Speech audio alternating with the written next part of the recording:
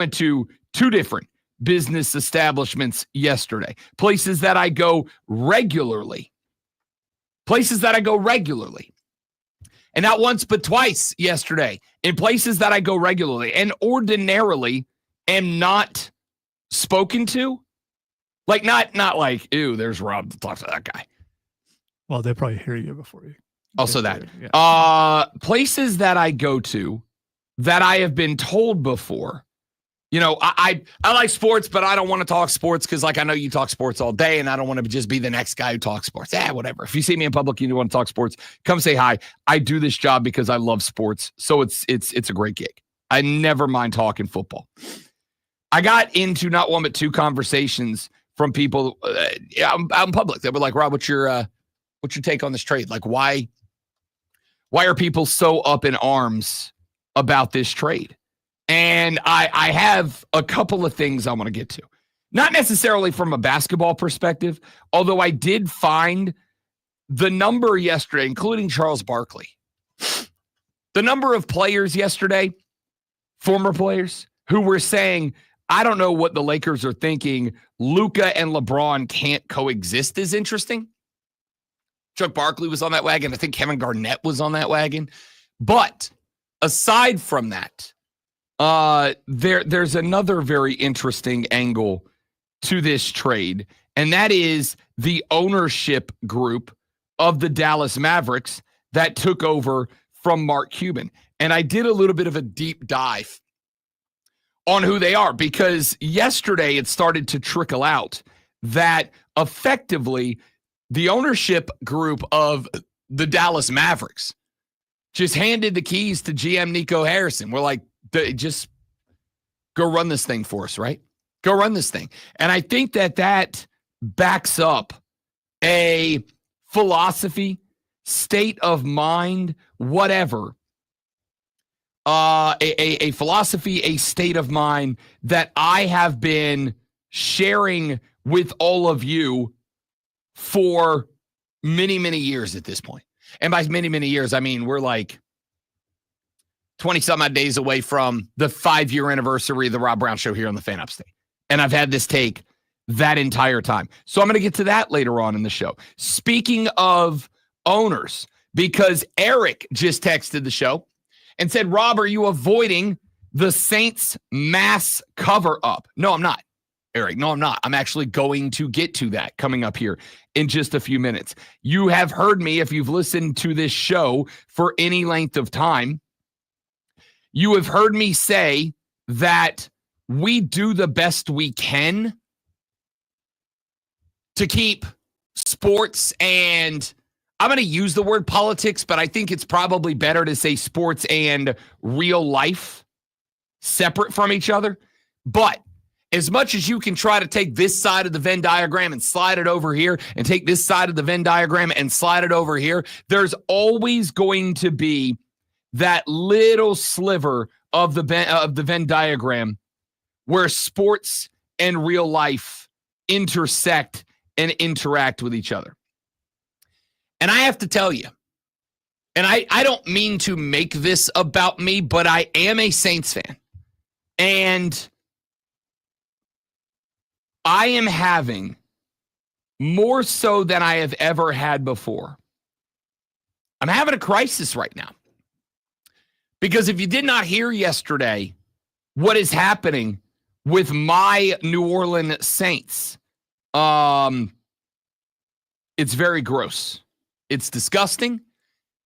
I am at a point where, and this part is not an exaggeration, around my bro cave at the house, I have around all four walls, up at the top of the wall. Anybody who's watched anytime I've streamed from home, you've seen this. All the way around the walls, this up by the ceiling of my bro cave, on all four walls of my bro cave, I have hats, baseball hats, that are hanging around. And hanging off the walls, I would estimate, probably in the ballpark of 17 to 20 New Orleans Saints hats. This is not a joke. This is not an exaggeration. Yesterday, at about 7 o'clock at night, I went around the room. I took down all of those caps. I stacked them into one stack. I then went into the attic in the guest room, pulled down one of my storage containers.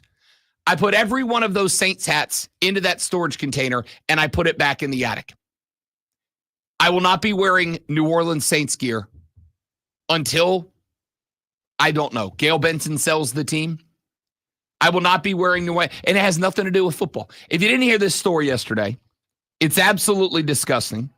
And while I think, honestly, it is probably for the best if I was to ignore it, I don't think I can.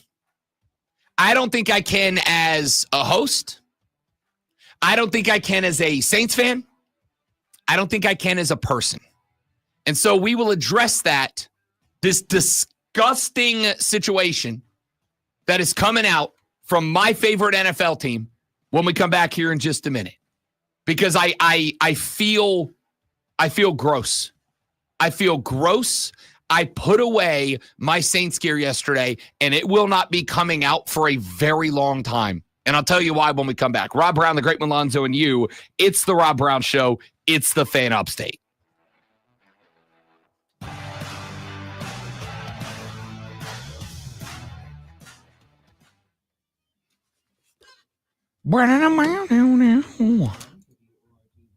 Deep weather guy's back. Yes, he is. All right, guys. I'll be back in 30 seconds. I have to go mentally prepare myself for what's about to happen.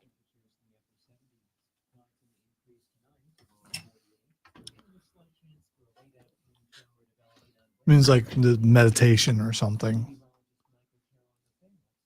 Sorry to the stream that we started late, but Rob usually presses go live. He did not, and I looked over and I saw it partway through the segment.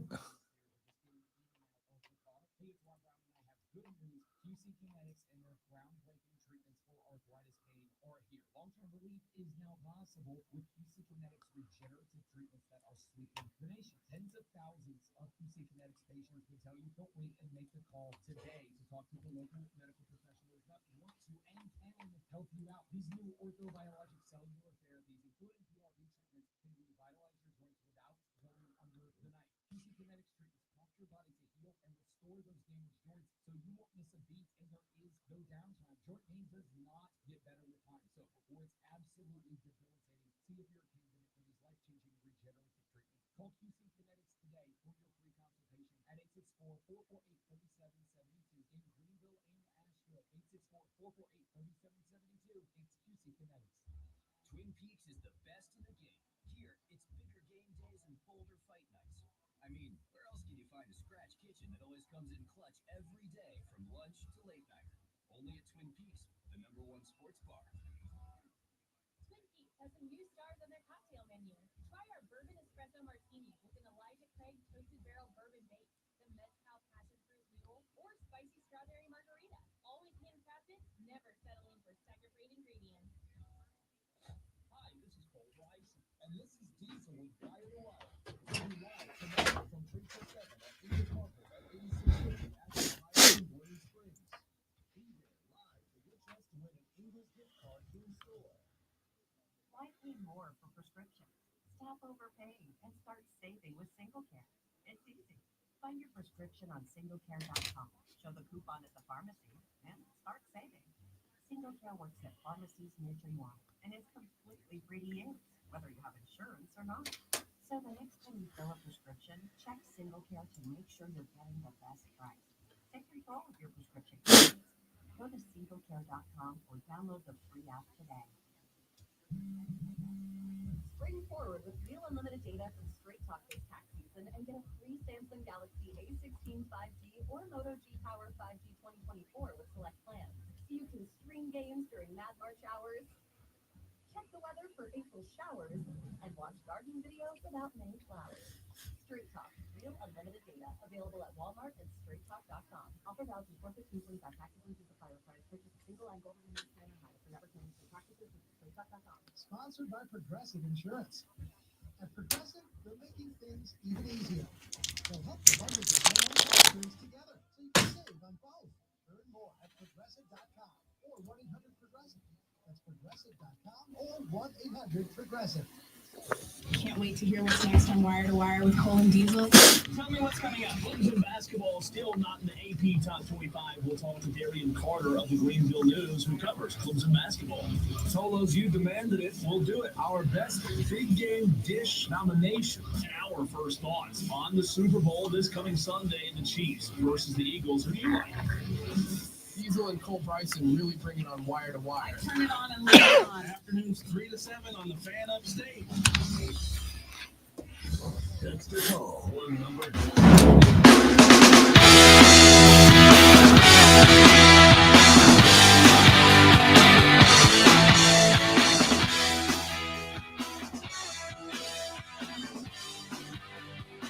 I have been a fan of the New Orleans Saints quite literally since I have been born. I was wrapped in a Saints blanket the day that I was born.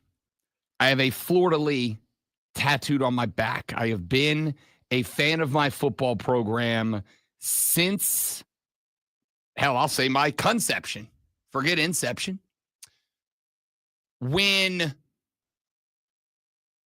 I was a kid, my old man would take me over to Saints games in New Orleans. I was born there. We moved to Florida when I was very young. And however, we had family in New Orleans, always have. And so regularly, my dad would take me over to Saints games, me and my little brother. Part of the reason that I am a sports broadcaster is because when I was young, after New Orleans Saints games, my dad would take me right across the street from the New Orleans Superdome, and we would walk into the hotel where the Cajun Cannon Bobby Hebert, after games, could frequently be seen knocking back a Selly Brewski, and the Saints post-game show emanated from. There was a cat named Buddy DiLiberto, went by Buddy D. He was everybody's favorite drunk sports-loving uncle. He would sit at that bar, and he would do the Saints post-game show, and he would just rant about how terrible the team was. Something that if you were a Saints fan, you obviously, at some point, get used to. I used to laugh hysterically because Buddy D would frequently call anybody in the organization who just didn't get it, of which there was no shortage. He would call them squirrels. I love that guy growing up. I used to be entertained as hell by that guy. And then when I found out that, I could do that too, I jumped into broadcasting. I have been a Saints fan. Some of my favorite memories of all time are based around this football team. When the Saints finally won their Lombardi trophy, unfortunately, my grandfather, who had been a Saints fan since the beginning of that football team, was no longer with us to see it and experience it. My father was deep in his battle with cancer. At that point, we knew it was going to kill him. We just didn't know when. My dad got to experience that Super Bowl. I had to work that night. I was working for a radio station when the New Orleans Saints won the Super Bowl. I didn't go to Miami. I wish I would have, but I didn't go to Miami. I passed because the radio station paid me an inordinate amount of money to go host a Super Bowl remote because they knew for as long as I had been broadcasting in that market, and as a Saints fan, and as we were the flagship station of the New Orleans Saints in the Florida Panhandle, they knew that if anybody was going to get people to come out to a Super Bowl party, it was going to be me. So they paid me like 4 times my regular talent fee to go host a remote. I took that instead of going to the game. I regret it immensely. However, I also don't, because after that broadcast was over, after the New Orleans Saints won the Lombardi trophy, I went back to my house, my mom and dad's house. I went back to my family's house, and there were aunts, uncles, cousins, grandma, and there was my dad in his Drew Brees t-shirt reaching on top of the fridge and grabbing a bottle of champagne that he had been carrying around for as long as I could remember, swearing we would open it and only open it when the New Orleans Saints won the Super Bowl. To the point that even when I was a youth, my dad said, hey, look, if they don't win it before I die, you're getting this bottle of champagne. And you will not open it until they win. And if you die and they haven't won one, you give it to your kid. And he'll open it when we win one. The Saints have been a huge part of my life for my entire life. Yesterday, despite everything that this franchise has put me through over the years, yesterday, about 7 o'clock last night, I stood up in the Bro Cave. I took every black and gold fleur-de-lis hat, of which I have about 15, off the walls, off the hooks that surround the Bro Cave. I put them all into a box, and I put them away. Because as of right now, while I am a New Orleans Saints fan, and I am a fan of the city of New Orleans, I regularly call it on broadcast the greatest city in the United States of America. While I am a fan, I cannot support this team right now. If you did not hear the story yesterday, some emails leaked from a subpoena that was issued to the New Orleans Saints a number of months ago.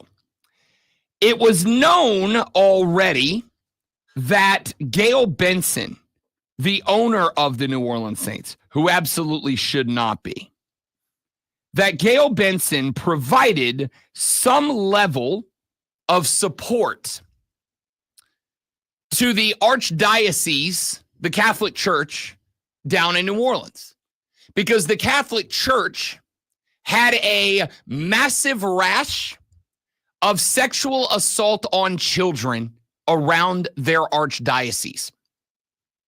To the point that the Archbishop down in New Orleans, Louisiana, came under fire after that archdiocese had paid out like a lot of money in settlements to victims of sexual abuse of members of the clergy and members of the church.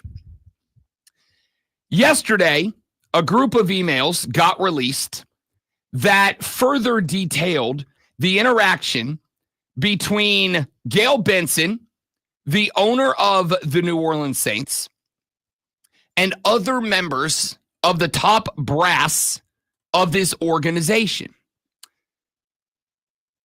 Greg Bensel, who is the chief PR strategist for the team at that point, and others. And effectively what we learned was that the New Orleans Saints were utilizing their club resources in order to not just provide advice on how to handle the situation to the Archdiocese in New Orleans, but were actively providing them resources and insight, and were taking advantage of their relationship with working media around the around the city of New Orleans to help the Archdiocese cover up some of the names that were listed in a report of the accusations and settlements against the church, and to provide them with platforms in local media that they could utilize to try to revamp their image as they went through millions of dollars worth of settlements and a stream of allegations of child abuse against minors. Gayle Benson asked Greg Bensel, the PR chief for the New Orleans Saints at the time, to step in and serve as effectively the crisis coordinator for the Archdiocese for the Catholic Church in New Orleans, Louisiana. Effectively, and I do have to be careful about how I say this, but I don't think I'm stepping on any thin limbs here. Effectively, Gayle Benson utilized the resources of the New Orleans Saints to help the church try to squash accusations, try to squash stories, and try to protect clergy members and church administrators who were being not just accused of, but credibly accused of child molestation at a point in time where the archdiocese was already paying out millions of dollars in settlements. You know, I've griped on this radio station. I've griped on every radio station I've been on many times about the management of this football team. And honestly, it's kind of whatever, right? It's just, that's part of being a sports fan. And unfortunately, it's a bigger part of being a sports fan for some teams than others, but it's kind of part of the territory. And when you're brought up as a Saints fan, you get used to it. But to find out that my owner was utilizing assets of the football team, resources of the football team, contacts of the football team, resources and contacts that they have only because they are a National Football League franchise, in order to assist in the cover-up of sexual assault against minors. I can't rectify this. I can't justify this. I can't rationalize this. So I will say right now, I don't know that it's going to matter because I'm just one guy. I can tell you that on all of my Saints message boards and whatnot that I visited yesterday as this story was beginning to find sunshine, that I'm not alone. However, I don't know if it's going to matter. I cannot, and I will not, and I will no longer support this football team or engage with this football team as long as Gayle Benson is the owner of this football team. I will not be buying merchandise from this football team. I will not be, not that I get to very often, but I will not be attending games of this football team. I will not be watching this football team when the fall rolls around. I will be doing nothing that gives any level of benefit to this football team while Gayle Benson remains the owner of the football team. I am right now, and again, I'm just some dork with a microphone in Greenville, South Carolina. But I am right now calling upon Roger Goodell, calling upon the rest of the owners of the National Football League to demand that Gayle Benson sell the team and remove herself as the owner. What she has done is heinous. What she has done is unacceptable. I do not want to hear about how much good the church does in that community. I don't care. I don't care. I don't want to hear a word about the benefit of the Archdiocese of New Orleans, Louisiana. I don't want to hear a word about the positive of the church in that community when it relates to Gayle Benson. Not a word. The next statement that I want to hear is whether it is of her own volition or it is because the NFL stepped in. The only thing that I want to hear from this point moving forward, the only thing I want to hear is that Gayle Benson is in talks to sell the team. And I don't care who you sell it to. I don't care if you sell it to an investment firm who doesn't give a damn about football. This is unacceptable. It is gross. It is heinous. It is evil. There are no other words for this. Everything about this makes my skin crawl. My team has been bad for a long time. I got used to it. I don't care about Bountygate. I don't care about salary cap hell. I don't care about Mickey Loomis's GM decisions. This is the first time since I was born, coming up on 40 years ago, that I am embarrassed. I am ashamed. All of my gear was put away yesterday, and none of it will come back out until the NFL forces or Gayle Benson realizes she must sell and move on from this football team. I will do nothing more than cover them in relation to the NFL, the NFC South. That is the most you are getting out of it, Gail Benson. Sell the team and take your gross, evil self out of the equation now. You're a bad person. Back after this on the Rob Brown Show in the Fan Upstate.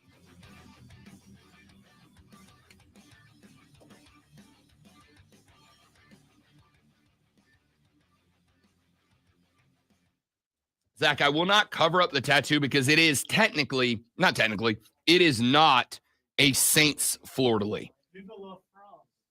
It is it is a generic actually, it's not even a generic New Orleans fleur-de-lis.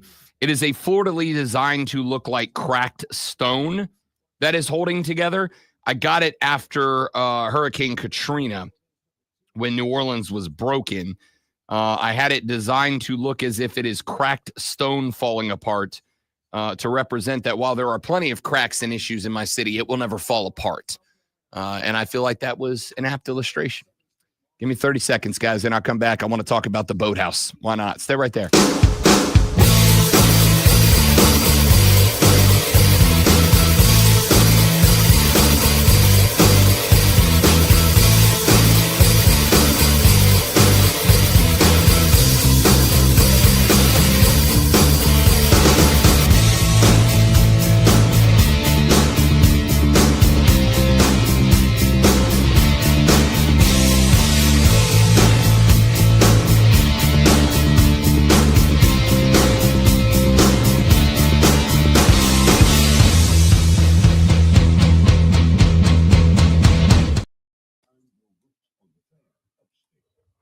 If I could ask the media one question, I think I pulled this.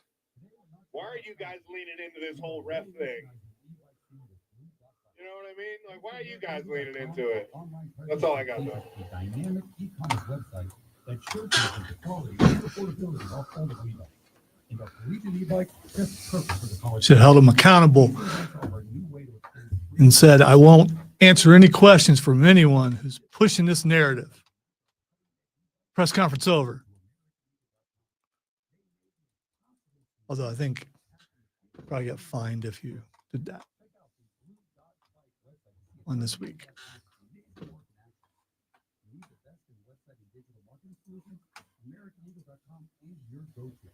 They've been a game changer for us, and they can be for you too. Visit AmericanEagle.com or call 877-WEB-NOW1. That's 877-WEB-NOW1. This fleur-de-lis is a tribute to Rebecca De Mornay in Three Musketeers. She had that symbol on her shoulder. All for one. Of course, it declared her a criminal, but you know.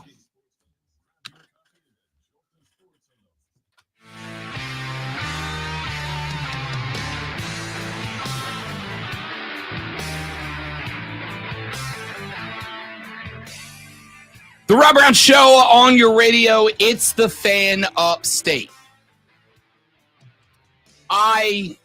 We've talked in the past, in years gone by, we have talked about what, if anything, could make you walk away from your favorite team.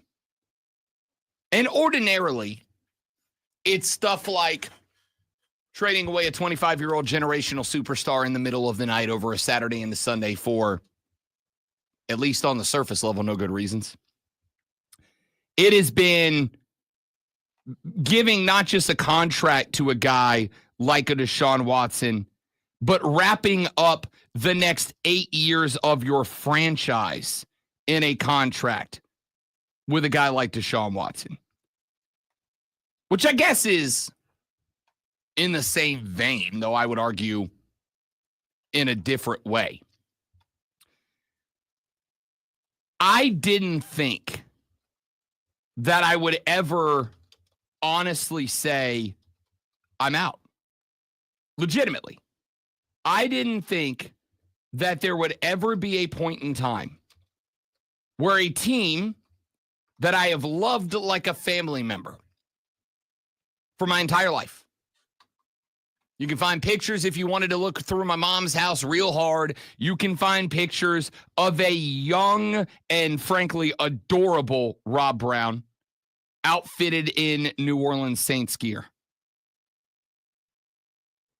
I very much remember my 7th birthday party.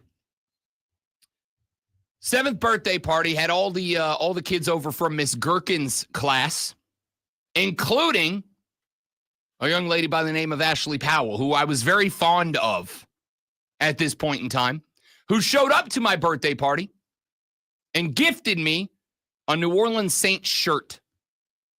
I'm relatively sure that's the first time I felt love. I very much remember when the New Orleans Saints had their first winning season and went to the playoffs. They beat, in the final week of the regular season, the Rams. Akeem drops the ball.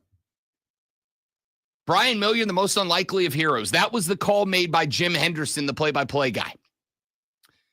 We won the division for the first time in my life. Went to the playoffs for the first time in anybody's life.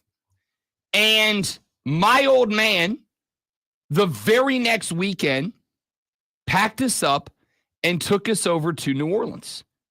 And I was like, why are we going? And he goes, because we've won the division for the first time. We've made the playoffs for the first time. We are going to grab some Saints stuff.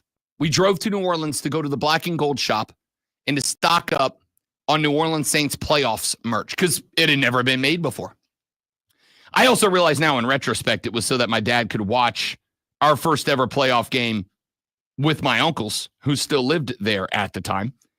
But it was dressed up as the Saints made the playoffs. It's the first time that's ever happened. We got to go get the boys some new shirts. And we did. I have memories spending my entire lifetime with this football club.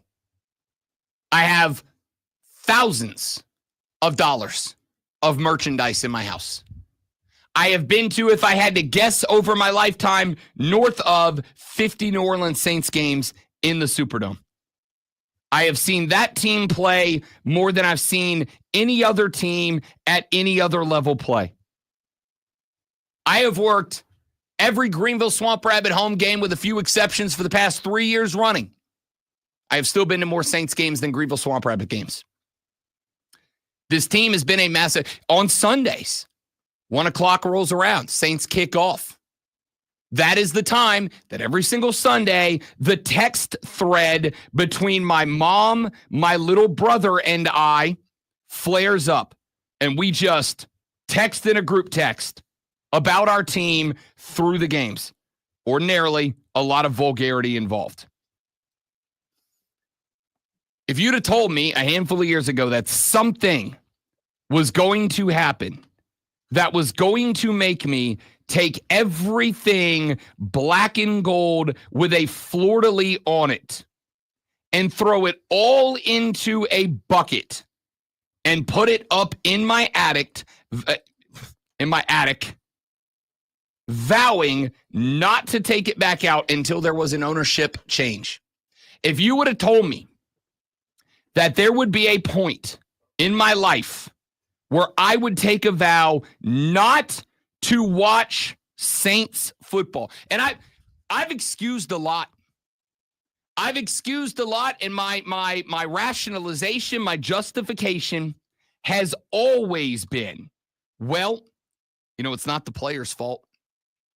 It's not the player's fault. It's not the fans' fault that this thing happened.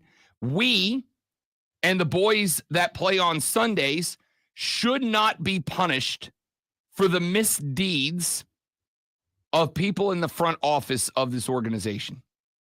And for years, I have rationalized and accepted questionable behavior from leaders of my football team by saying, it's not my fault.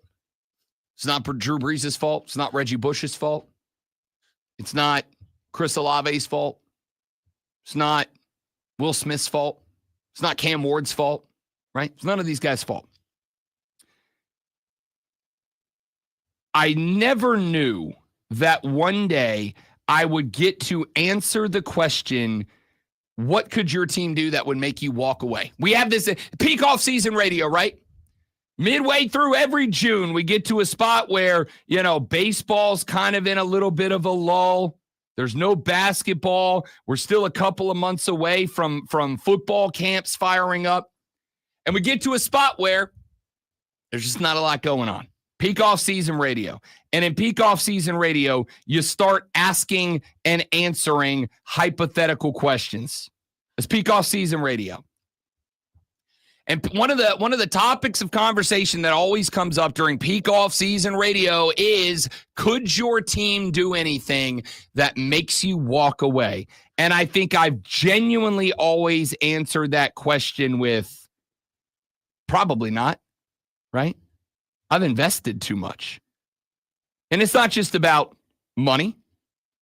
It's about time. It's about energy. It's about emotion.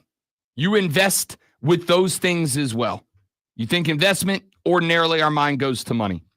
But realistically speaking, you invest time, you invest energy, you invest emotion as well. Relationships. I think all of you know this. Relationships are founded, for many of us, rooted in sports. A large number of my relationships, even including within my own family, are centered around this football team.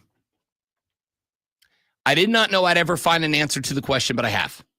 The answer to the question, could your team ever do anything that makes you as a fan walk away and say, I'm done. I can't be a fan right now? It turns out the answer is yes. And it turns out the answer for me is the owner of my football club could use my football club, its resources, its time, etc. They could use that to cover up the molestation of children by the Catholic Church in New Orleans. That's what it took. That's what it took. They could go to bat for the Archbishop of that diocese in New Orleans. They could provide crisis communication management strategies. They could utilize their contacts with local media in order to send out friendly home field advantage interviews. In one article that was put out yesterday, I believe by the New York Times, one of the things that it turns out they did was go to the New Orleans Times-Picayune, the biggest paper in New Orleans, and effectively provide an interviewer access to the Archbishop for an interview, but with the list of questions that he was allowed to ask and not allowed to ask. Now, you might go, well, why did the Times-Picayune agree to it? Here's the answer. Because the New Orleans Saints are beloved in the city of New Orleans, Louisiana. It's a huge part of the cultural fabric of that city. And if the team, and this is something that I know a lot of journalists in years gone by have dealt with, if the team comes to you and says, hey, local journalist, we need a favor.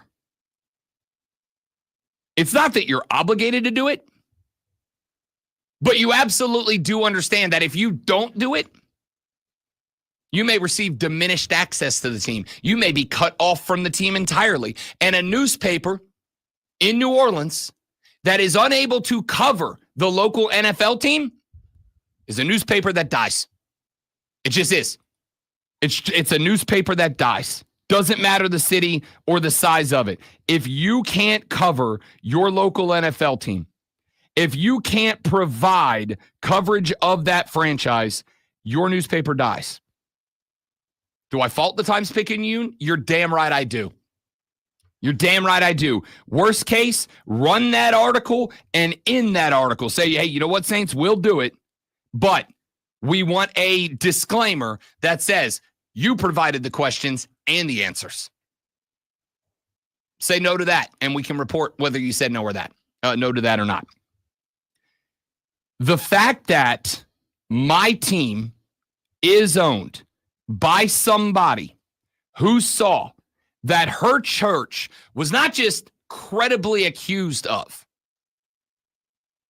but was found liable of the molestation of children.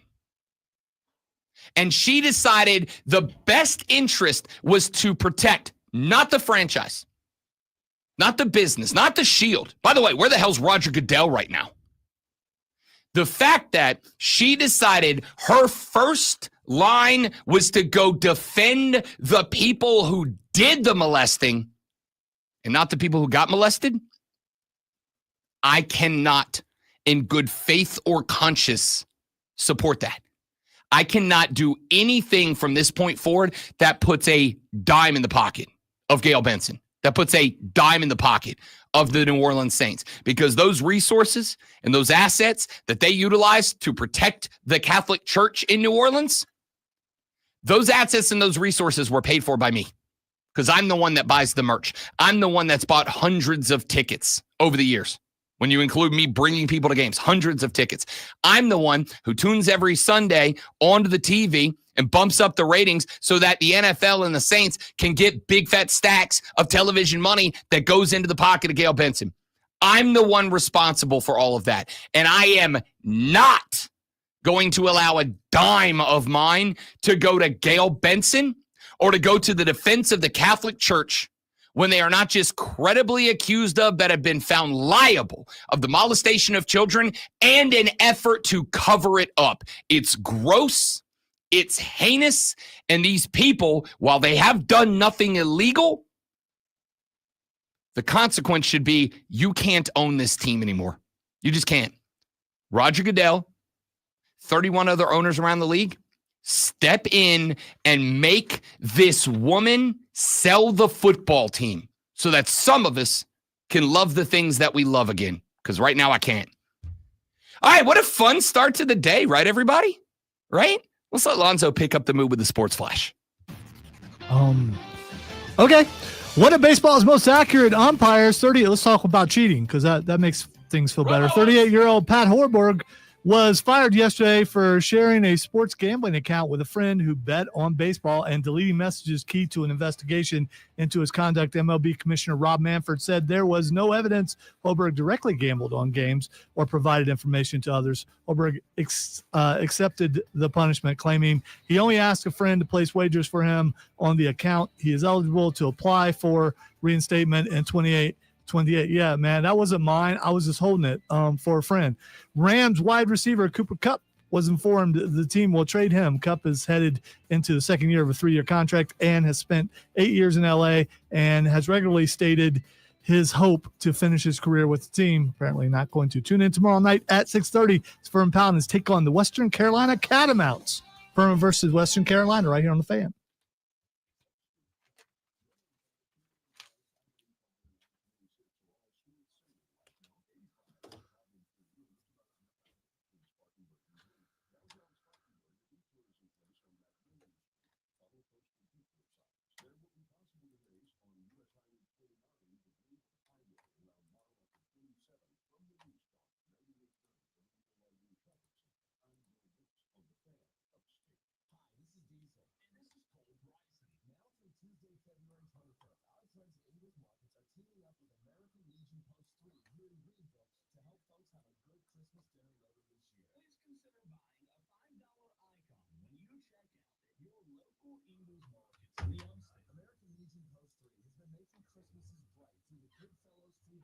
Since the 1920s, over 100 years.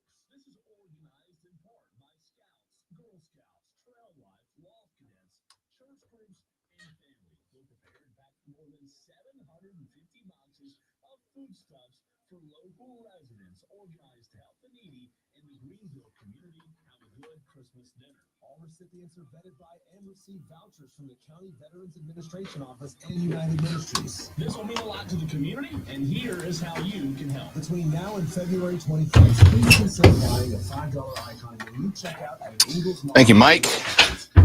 Customized, baby.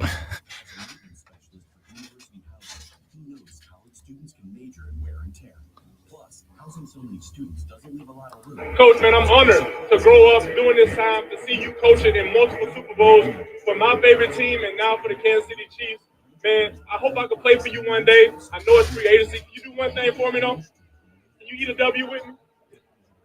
Can you catch? Thank you, Coach.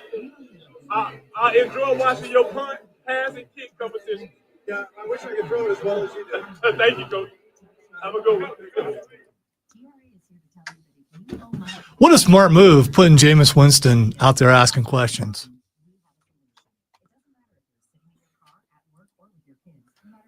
Did you see him talking to Chris Jones? I did. That's hilarious. It was. How did you knock that tackle back into mine? Invincible Season 3 drops this weekend, or this week, rather. I think it's Thursday. Did you ever watch all that? Of what? Invincible? Yes. Season 3 starts, I think, Thursday?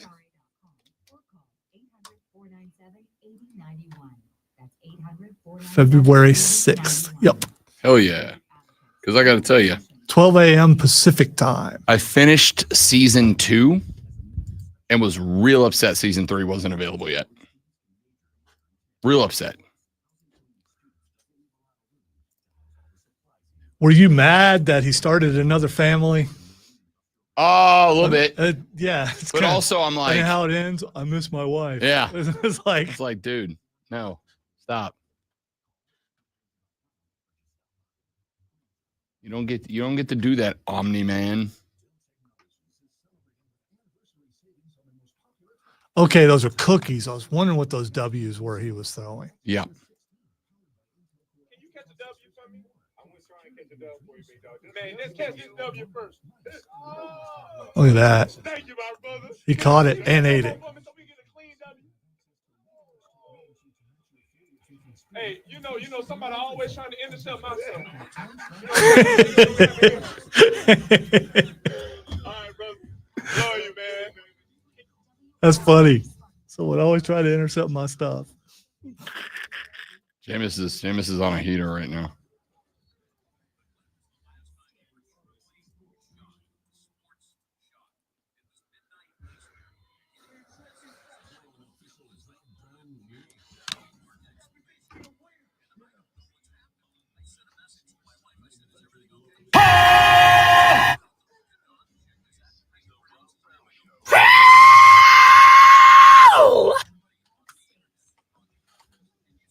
I'm a winner. I know how to win. Yeah! Yeah! Yeah! Yeah! Yeah! Welcome back, ladies and gentlemen. The Rob Brown Show is on your radio. It's the Fan Upstate. I am Rob Brown, the great with Lonzo on the ones and twos this morning. If you want to be a part of the show, you have plenty of options and opportunities to do just that. The phone lines open for you this lovely upstate morning at 844-326-3663, 844-FANFONE. You can call that number. You can text that number if you want to jump on board this morning. We have got Twitter, X, whatever you want to call it, open for you right now. At the Rob Brown Show, at Lonzo on Word. If you'd like to pop off a TweetX post to either one of us, you are welcome to do so. You can get at us on Facebook at The Fan Upstate, at The Rob Brown Show. And of course, we want you to join the Armada members like Mike and Zach and Yelser, all of whom have joined our live stream at facebook.com/The Fan Upstate, The Fan Upstate on YouTube, or by searching and subscribing to The Rob Brown Show on Facebook, on YouTube, or on Twitch, because Lonzo and I are young and cool and hip, and we Twitch.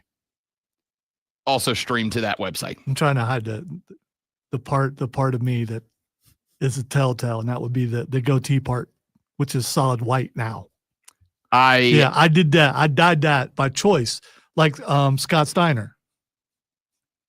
I have been the last week or so, we have been asked to make an emphasis out of getting, social media videos up. We're making, it's broadcasting. We're all making the transition predominantly to pushing digital. And one of those things is, hey, you got to try to go viral. You got to try to get your stuff out there. So for the past week or so, your boy has been trying to lean into that and start creating more reels or shorts or whatever you want to call them. I made one yesterday out of the segment that we did on Friday of last week, getting set up for the Royal Rumble, of why we love professional wrestling. And the answer to that was because we have found very few things in life that can provide you the opportunity to feel the full spectrum of human emotion, and you can schedule it. I can tell you, I received a text late Saturday night from Odie, and he said, now I get why you guys watch this. Yeah. Because I was watching the Royal Rumble as we did the show, and I let him watch some of because it started early. We watched some of the women's Royal Rumble before we did the show, and then afterwards he went home and watched the entire men's Royal Rumble. Yeah. It provides you the opportunity in a scheduled and set period of time to run the gambit of every emotion across the spectrum. That's why we love wrestling. And I did a YouTube short on that I got filmed, I got edited, I popped it up. I went back on Sunday, kind of check in on it, see how it's doing, see what the response is. And the only thing that I noticed, though, was this big patch of gray hair that's starting to fill in right here. I'm slowly beginning my evolution into my final form of Silver Fox.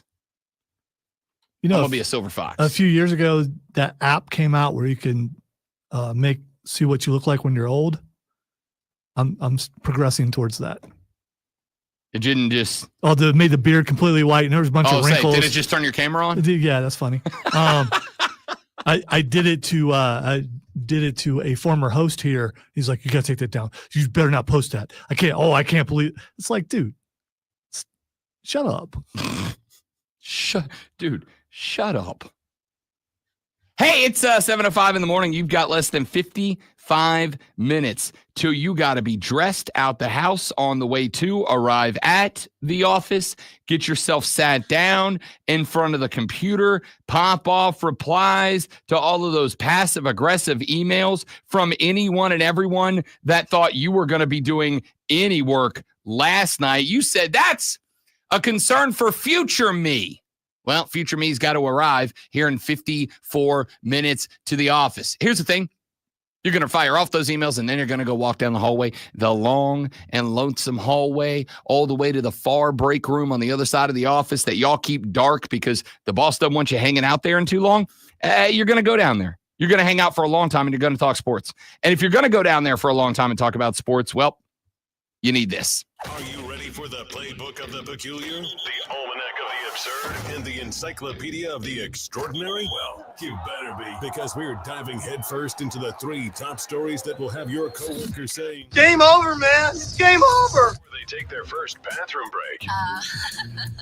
No. Here we go. Welcome to the water cooler cheat sheet on the Fan Upstate. It is the Water Cooler Cheat Sheet, the top 3 sports stories that you need to know before you get to the office this AM and start talking sports with your coworkers, with your family, with your friends, with your dog, whoever you spend your mornings with. This is what you'll be talking about. Let's dive in to item number 1.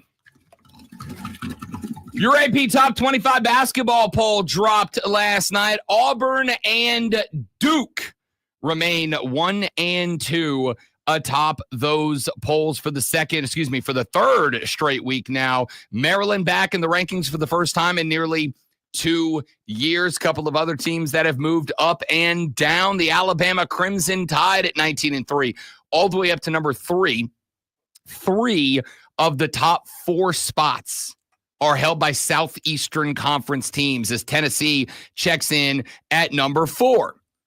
4 of the top 6 spots are held by Southeastern Conference teams because Florida is now ranked number 6 with an 18-3 record.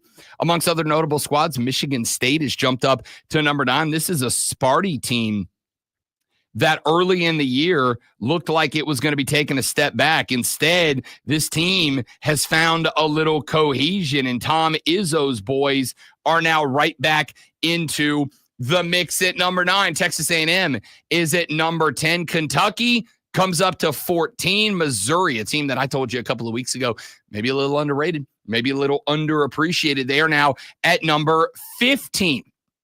Mississippi State at 22, Michigan 24, Mississippi 25. Clemson fails to reach the top 25. Couple more big wins. They could get there. The problem for Clemson, and we talked about this with John Blau a few days ago. I talked about this on BetMGM Tonight last Tuesday with the big Huevos Bradley Evans.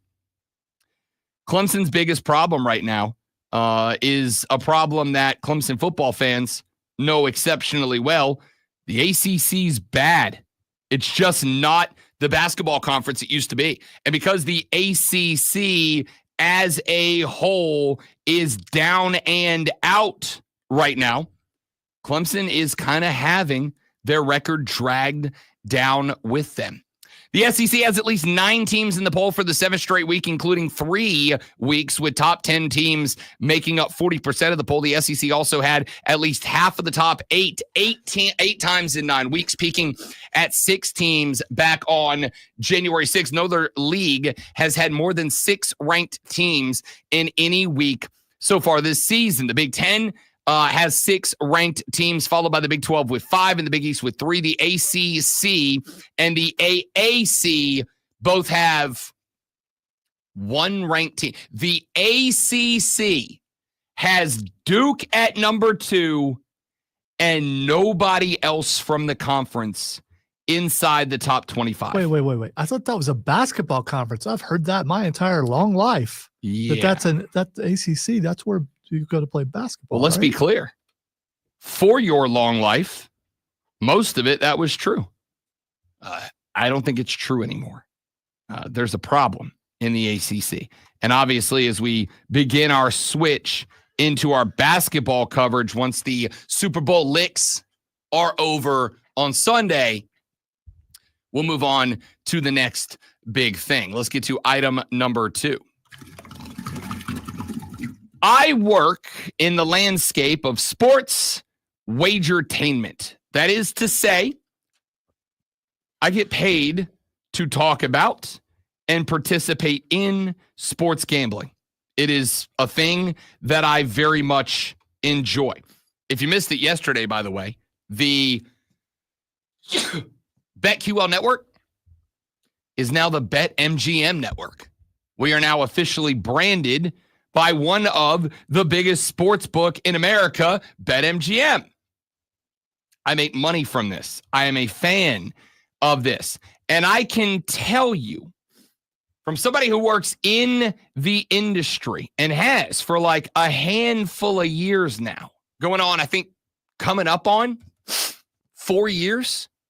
This will be our 3rd baseball season on Bet for the Cycle with myself and former Major League player Cody Decker on the BetMGM network every Saturday from noon to 4. Shameless self-promotion never sleeps. Congratulations on 3 years. Thanks. Not there yet. Got plenty of time to screw it up. Opening day still like a month and a half away, but we'll get there. Anyway, one of the things that I think is very important, and I think it is very important as somebody who enjoys sports gambling, who wants sports gambling to stick around, I think it is to be open and honest and address the issues with sports gambling in sports. I think if those things are not open and honest and addressed, and if you end up at a point where you have lost the trust of the public, because as right or wrong, many NFL fans currently do, if you lose the trust of the general public, the integrity of the league suffers. And if the integrity of the league suffers, then it takes the sports out of sports gambling. And I don't want that. I don't want that. 38-year-old Pat Hoiberg was an umpire for Major League Baseball. Was an umpire because baseball, Major League Baseball, found a link between Hoiberg and a sports gambling website. After doing an independent investigation, according to Major League Baseball, where they hired a third party to step in and do said investigation, they found that 38-year-old Pat Hoiberg had shared an online gambling account with a poker professional that was a friend of Pat Hoiberg's. Now, according to MLB, they did not find any association between Pat Hoiberg and direct bets on baseball games. They did not find anything that insinuated that Hoiberg, in his position within Major League Baseball, had provided inappropriate information to other gamblers. According to the investigation, Pat Hoiberg effectively lived in a state where sports gambling was not legal and placed bets on other sports through his friend in this account. However, despite finding out, or at least not finding any evidence that Pat Hoiberg did directly bet on baseball, but he did have an illegal, to baseball, not in the eyes of the law, but an illegal account that he shared with someone else. Pat Hoiberg, who, by the way, you want to know why you haven't heard the name Pat Hoiberg before this story? You want to know why when I said 38-year-old Pat Hoiberg, you went, Pat who? It's because Pat Hoiberg, for the past 2 years running, has been the most accurate balls and strike umpire in Major League Baseball. In fact, I believe it was 2 years ago, Pat Hoiberg was behind the plate for a World Series game and called a perfect game, according to Umpire Audit and AccuTrack. Called a perfect game, balls and strikes. Pat Hoiberg is the definition of, if an umpire or a referee does his job appropriately, you shouldn't know his name. So you're saying that baseball just got worse? I am saying that baseball got better because at the end of the day, even if he didn't place a single play on baseball, if he truly never bet a game and never shared inside information with other gamblers, Pat Hoiberg had to know that as an official, can't do it, can't be connected to it. Can't be connected to it, can't be associated with it, can't be involved with it. You just can't. And he was. And he got canned. To the point that Pat Hoiberg, who is eligible to appeal and potentially be reinstated in 2028, Pat Hoiberg has decided, at least for now, he is not going to appeal this punishment of termination as an employee of Major League Baseball. He is not going to appeal that. He is going to sit it out, and he may or may not apply to be reinstated as an umpire in 2028 when he is eligible for it. I'm not saying baseball got worse because you just can't have people that are directly connected, whether it is a coach, a player, or an official. You cannot have people who are directly connected to the outcomes of games involved in gambling. They all know it. Cody Decker has told me multiple times that when he got drafted to the San Diego Padres and he made his big league debut, one of the first things that happens is they put the rooks through an education class that tells them, here are all the different ways that you could theoretically get involved in this. And if you do any of them, you will be gone. It is not a question of if, it is a question of how quickly. Can't have it. And the fact that they let Pat Hoberg go is good news. And finally, item number 3, I won't spend a ton of time on it, but mainly because we talked about it a lot in the last hour. If you missed it, you can go back after the show is over to thefanupstate.com, go to the podcast section, drop it down, click on the Rob Brown Show, and click listen on demand to hour number 1 of the show. But a series of emails collected by the federal government via subpoena from the New Orleans Saints found yesterday, or released to the public yesterday, a direct connection between the owners of the New Orleans Saints, Gayle Benson and family, the PR director, Craig Bensel, of the New Orleans Saints, and the Archdiocese of the New Orleans Saints, that found that at Gayle Benson's directive, the New Orleans Saints utilized resources of the team in order to help the Archdiocese in New Orleans of the Catholic Church to cover up, sanitize, whitewash, and change the public image after a series of child molestations accusations and settlements. Gross. I'm out as a Saints fan. I've asked the question 100 times. Could my team ever do anything that makes me walk away from them? And it turns out the answer is yeah. Turns out the answer is yes. I am done with this team until this team is obligated to be sold to someone who, I don't know, would not help church members cover up child molestation. If you're on the side of the people who molested the kids, you're a bad person. End of discussion. I will have no more discussion in that regard. All right, when we come back, let's talk some Super Bowl licks. That's next on the Rob Brown Show in the Fan Upstate.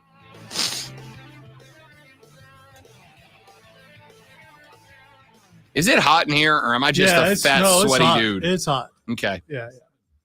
It's I mean, I am wearing a hockey jersey. You are, but I noticed it when I came in. About 10, 15 degrees warmer in here. Not as bad as it has been in the past. It's still pretty bad. It's actually cooled down a little bit since we got in here. Or maybe I'm just adjusting to it. Audio renderer error. Please restart your computer. Yeah, no, I'm not doing this again.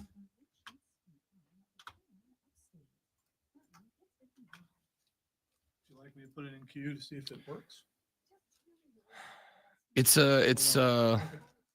I mean, yeah, if you don't mind, because to see if my board works at least. Unfortunately, it worked. That's Omas. Give me 30 seconds, guys. See if I can figure out this computer thing. Y'all stay right there.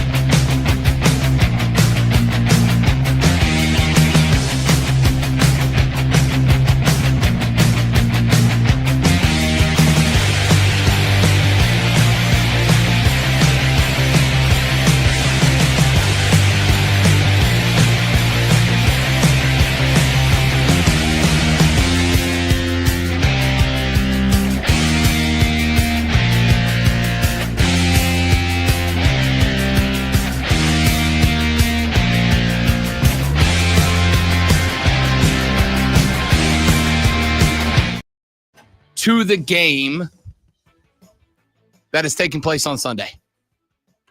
Super Bowl licks down in New Orleans, Louisiana. Why does that bother me? I don't know.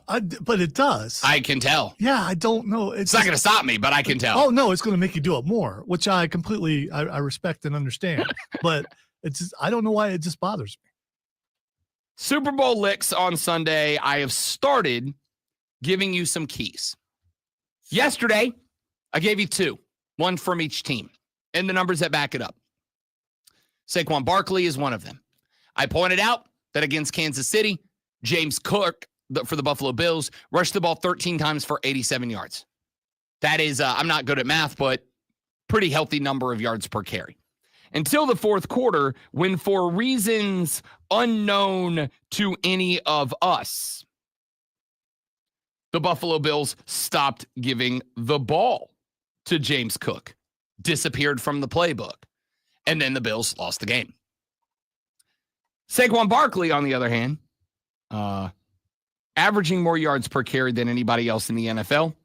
And the Eagles cannot, will not stop giving him the ball. So if you are the Kansas City Chiefs, I know that you can stop Saquon Barkley, but you better figure out how to limit him. Key number 2, on the flip side, Philadelphia Eagles, stop the blitz. The Eagles have the 13th highest blitz rate in the the Chiefs have the 13th highest blitz rate in the National Football League. But as I pointed out yesterday, it is not how often the Chiefs blitz, it's how the Chiefs blitz. Steve Spagnuolo has, as far as I'm concerned, earned himself Coordinator of the Year award credentials. And has done so because, again, go back to the AFC Championship game. I need one play to explain to you how the Chiefs defense has worked. It was that 4th down incomplete pass that ended the game. On that 4th down incomplete pass, Josh Allen rolled out to the right. Something that, and it has been pointed out since this happened, is Josh Allen's tendency on big plays at the end of games. He rolls right, which makes sense. Right-handed quarterback, most of them would prefer to roll right. But most guys in that spot would stay in the pocket. Not Josh Allen. Josh Allen has a tendency to auto-leave the pocket to the right. So what did Spags do? Spags sent a pair of Chiefs blitzers off the defense's left to Allen's right.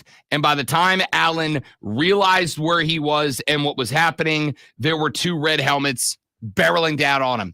So that pass, which was still close to being completed, that pass was from a falling back, fading away off the back foot Josh Allen. Not a guy who was able to plant that foot, push into the throw, and get the ball there. If Josh Allen is able to step into that throw, that's a first down, and we may have a different Super Bowl matchup today. But we didn't, and that's on Spags. If you're the Eagles, you have to stop the blitz. Again, you know it's coming. Spags has a blitz rate that is in the top half of the National Football League. Not by much, but it is. It is just a very efficient blitz. It's not just dialing up a blitz. It's dialing up blitzes based on what you do. Means Philadelphia's also got to vary up the playbook a little bit. But when a team starts to get away from their tendencies, their comfort zone, when they start to step outside of, I hate using the expression, the script, they get off kilter. They get off foundation. There's a problem. I want to flip it to the Philadelphia Eagle defense. I've heard this stat a lot because we talked about the Eagle defense yesterday, very briefly. And I talked about the fact that on the defensive controls for the Philadelphia Eagles, opposite his counterpart, Steve Spags, is another guy who is known for being a pretty healthy defensive mind. And that is Vic Fangio. Vic Fangio is a guy that's been sought after for years by head coaches to be their defensive coordinator. Now, he's not as aggressive as Steve Spagnuolo, but he is a dude that is very adept at figuring out what you want to do and how do you stop it. Now, Vic Fangio has faced Patrick Mahomes 8 times. Remember, Vic Fangio was the head coach of the Denver Broncos for a hot minute, 2019 to 2021. In that stretch, he faced Patrick Mahomes 8 times. And that is a stat that I have seen the talking head nerds float a handful of times. Vic Fangio, while as in HC, couldn't get by Patrick Mahomes. Why should I believe that his defense is going to suddenly be able to do it this time? And I got curious and I went and looked up those games. October 17, 2019, the Broncos lost to the Kansas City Chiefs 30-6. You know who was the quarterback of October 17, 2009 for Vic Fangio's Denver Broncos? Joe Flacco. And this was before the Cleveland renaissance of Joe Flacco.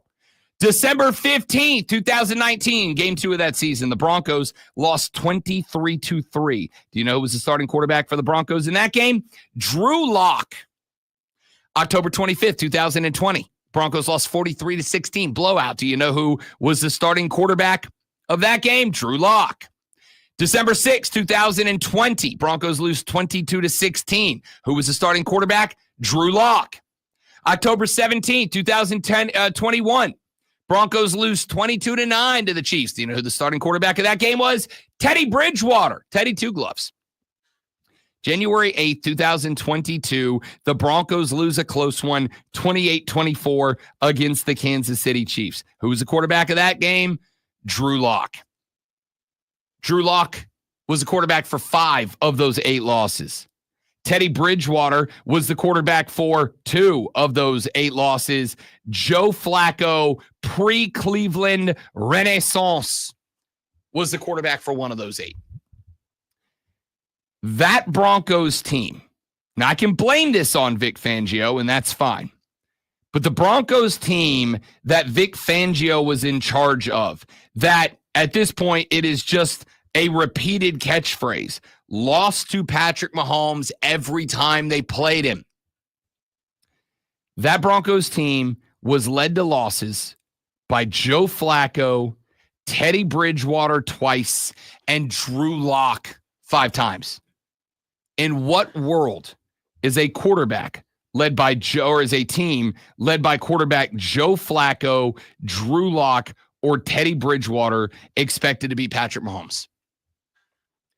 That stat to me is respectfully a worthless stat. Vic Fangio 0-8 as a head coach against Patrick Mahomes. It's a worthless stat. Those Broncos at that point were reeling. Those Broncos, for the years that Vic Fangio was in charge, and again, you can put this on him, but those Broncos, when he was in charge, were a bad football team. Bad football team. And if they're a bad football team, of course, I don't have a lot of expectations. Now, again, you want to put that on Vic Fangio? Sure. He's a head coach. It is his job to work with the general manager to build a football team in the image that he wishes it to be built in so that they can be good. I'm good with all that. But what Vic Fangio did or failed to do as a head coach in terms of roster building, that's not his responsibility as a defensive coordinator. What Vic Fangio has done as a defensive coordinator with Philadelphia is create one of the most dominant pass rushes in the National Football League. Led by Jalen Carter up in the middle, Josh Sweat on the outside. They have put together a pass rush that's number one strength isn't even coming up with sacks. Jalen Carter, maybe the best defensive lineman in football, not named Chris Jones, had 4.5 sacks this season. He's an interior rusher. He's not going to have 10, but 4.5. Do you know why he got him? They were against Dak Prescott, Lamar Jackson, Danny Dimes. He got those 4.5 sacks because Jalen Carter collapses pockets and he removes a quarterback's time to sit back there, see, diagnose, and execute. And once you start moving around against the Eagles, That's where their backers and outside rushers get involved. That's where Josh Sweat steps in. And he'll put anybody in trouble, including Patrick Mahomes. All right, we'll talk more Super Bowl as the show rolls on. Rob Brown, Lonzo, you. The Rob Brown Show, the Fan Upstate.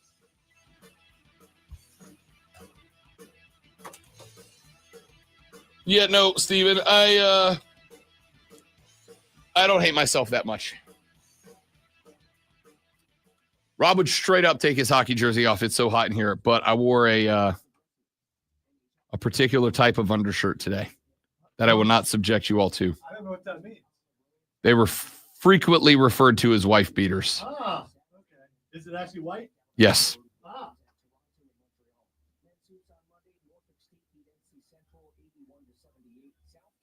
Did you purchase this yourself? Yes.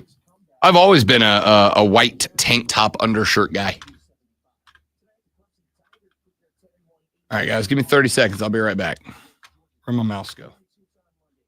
The whole thing's just falling apart over here.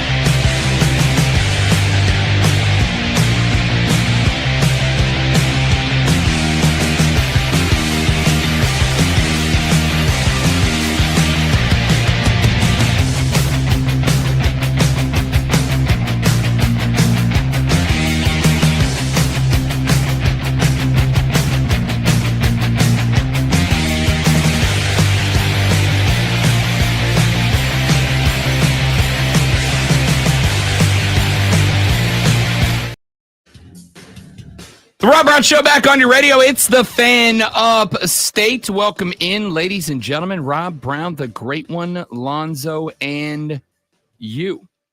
Be a part of the show. 844-326-3663 is the number if you want to jump on board. You're certainly welcome to do so.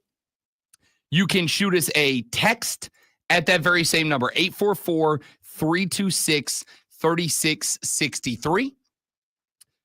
You can also get at us on Twitter at The Rob Brown Show, at Lonzo One Word, at The Fan Upstate. So I've given you 2 of my 6 keys that will determine this game. The first one, Saquon Barkley has to be limited. Now, you could argue that like 100 yards and 1 touchdown is limiting Saquon Barkley. And I think that'd work. I think if you keep Saquon to 100, his rushing number in Vegas right now is 111.5 yards. Now, do keep in mind, as I said earlier in the week, you cannot utilize Super Bowl numbers as a perfect representation of the expectation because casual bettors are involved who probably don't bet a bunch of money. But there's a lot of extra money coming in. And as we have said on this show as a war cry all week, casual bettors don't bet unders. Casual bettors are not betting for less fun things to happen. They're betting for more. They're betting for Saquon Barkley to go over rushing yards, Patrick Mahomes to go over passing yards. They want to see offense, historically speaking. So these Vegas numbers may be a little bit higher than they might be if this was a week 15 game.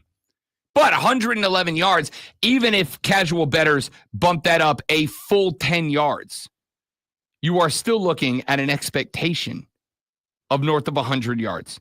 I think if the Chiefs defense can keep him to a hundy and a tutty, they'll be fine. Number 2, for the Eagles, stop the blitz. We talked about that one a little bit in the last segment. So let's go on to key to the game, number 3. If you are Kansas City, that ball has to come out fast. It's got to come out fast. This goes back to what we talked about in the last segment when we talked about the Eagle defense. They are successful against the pass, not because they have an immaculate pass rush that just flies to the football. They are good against the pass because they collapse the pocket around the quarterback, because they hem the quarterback in. They do not allow the quarterback to get outside of the pocket. They are going to pin your boy in the pocket and hold him there, and they do not miss arm tackles.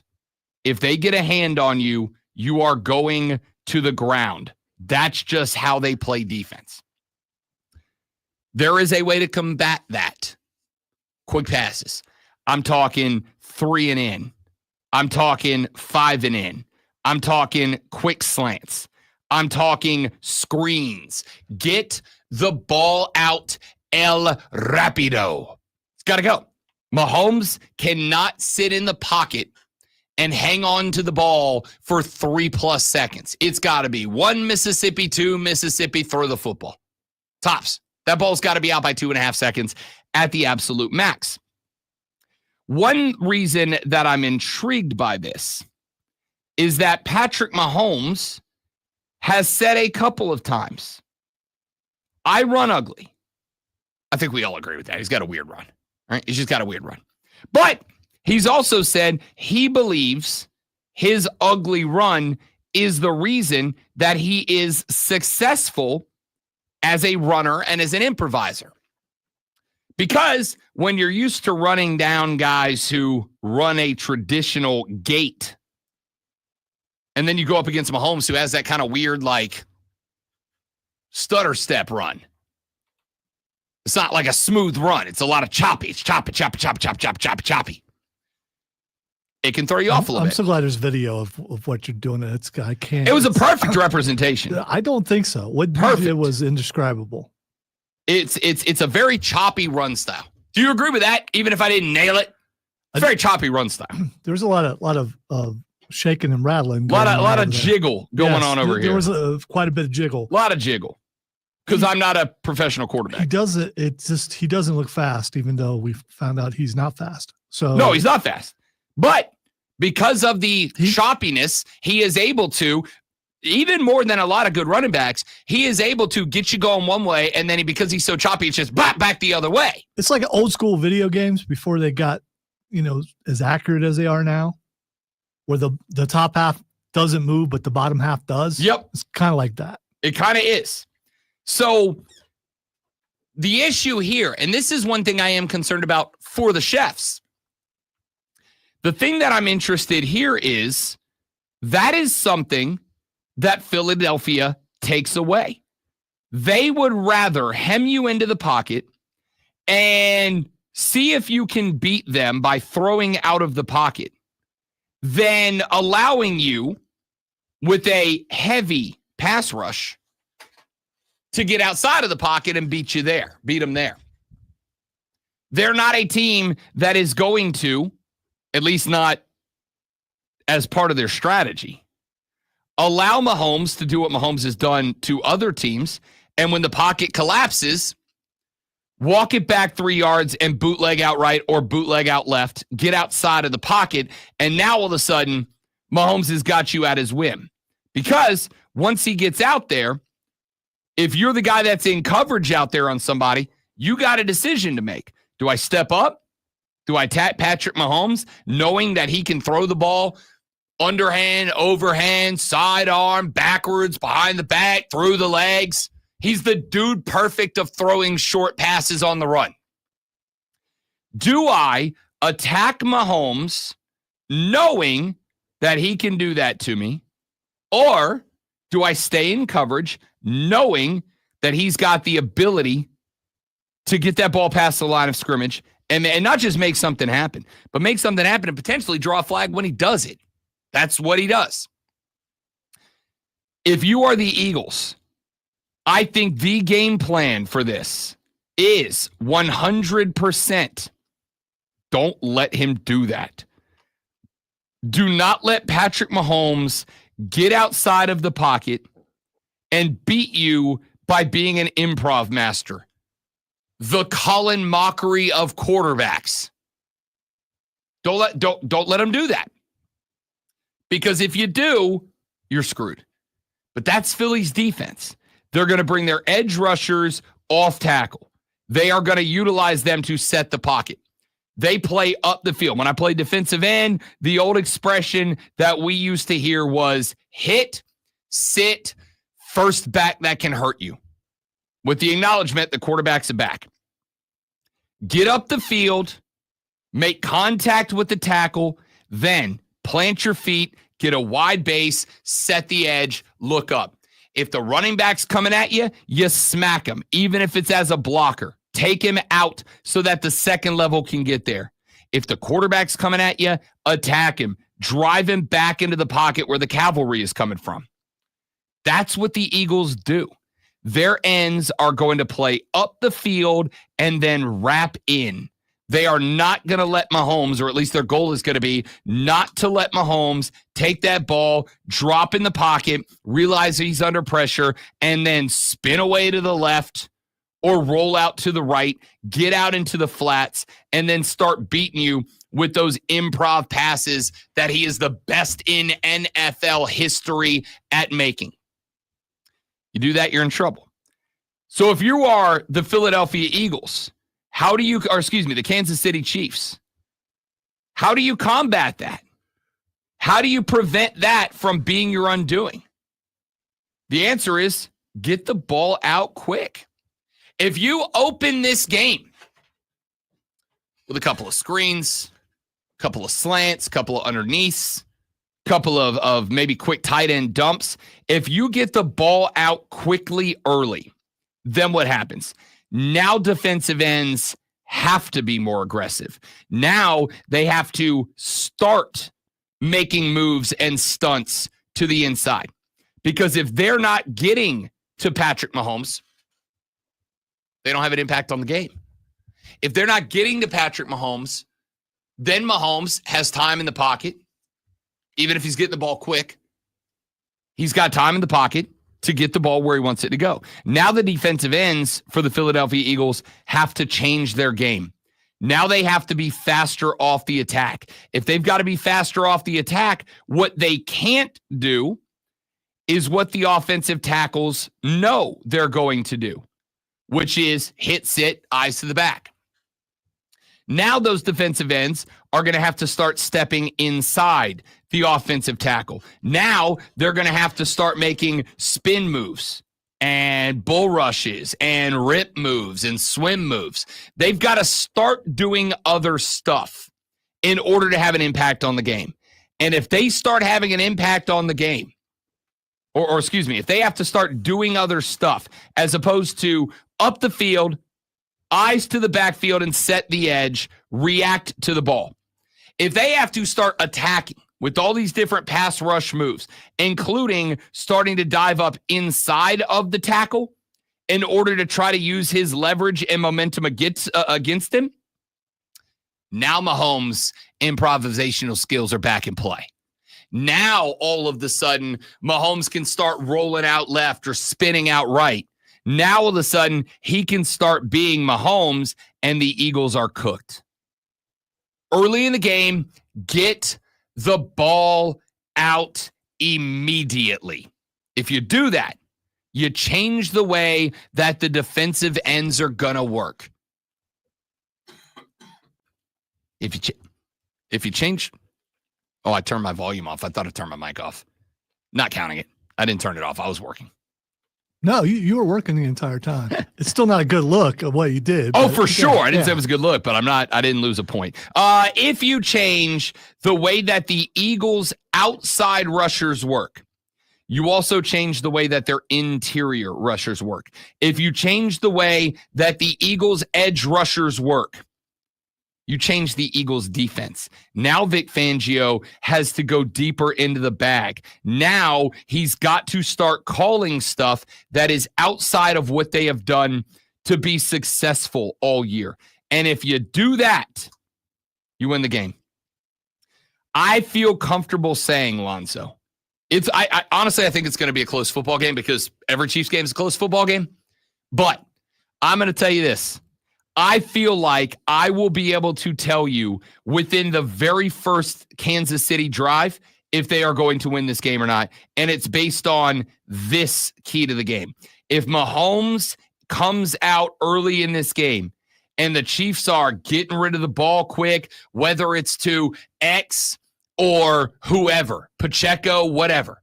If they are getting the ball out quick, dinks and dunks for 4, 5, 6, 7 yards at a time, and they get into a rhythm doing that early, they will win the football game because the Eagles will have to get out of what brought them to the dance. See, I think it's more the first 2 drives of the second half to see what kind of adjustments were made by both coaches. I know it's probably cliche sounding, but what kind of adjustments were made by both coaches. Andy Reid does what he normally does and makes the kind of adjustments. He and Spagnuolo make the right kind of adjustments. Then you can be able to tell how they're going to win. If this game comes down to coaching adjustments, you definitely win the game because Nick Sirianni ain't it. I mean, Vic Fangio defensively will be interesting to see how he schemes against a Hall of Fame quarterback that he is very familiar with as a multi-year head coach of the Denver Broncos. But if this game comes down to coaching, if this game comes down to tinkering, if this game comes down, so if this is a close game that comes down solely to adjustments, yeah, the Chiefs are winning the game. I'll take Andy Reid over just about anybody in the NFL. Shout out to my man Yelser, said he's going ahead down to Destin this weekend. Said he's hitting my old favorite dive bar. He said, first stop, cold beer at the Boathouse. $1 bill on the wall for you, big dog. My man, have a great time.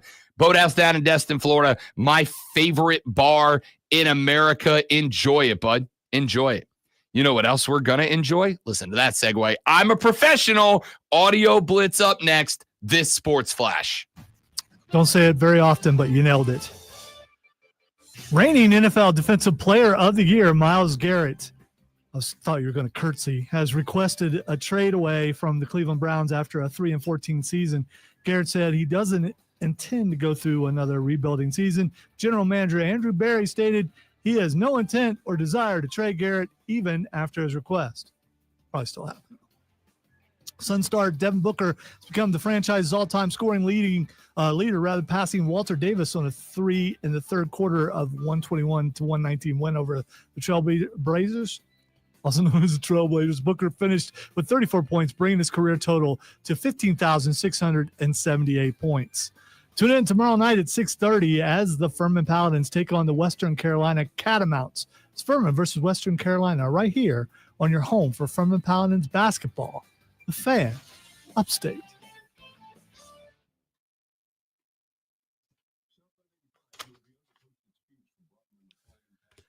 That's all, folks.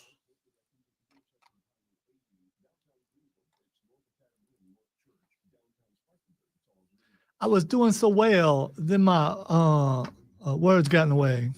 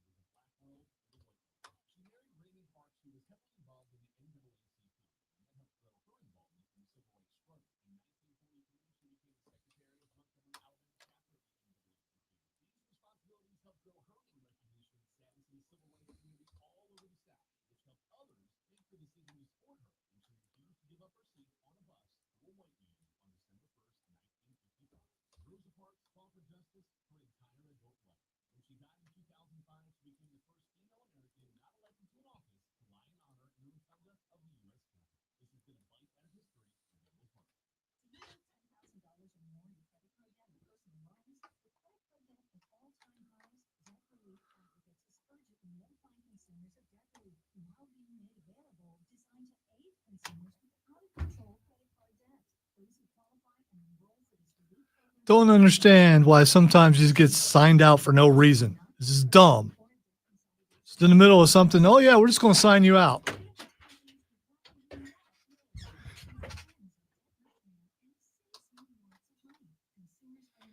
Do I keep searching for an answer?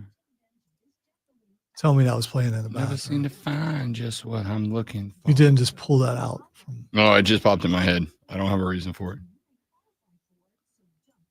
Oh Lord, I pray you give me strength to carry on, 'cause I know what it means to walk along the lonely street of dreams. Took it down, took it down.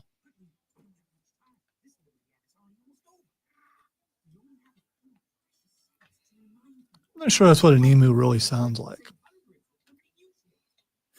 But I don't really know. I don't know enough about emus.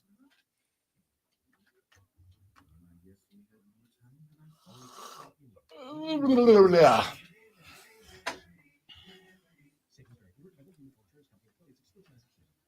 Our daughter Jessie loves playing detective. A clue. But since we discovered she has sensitive skin, we've been playing detective too. We thought the problem was our puppy. But it was actually our old detergent.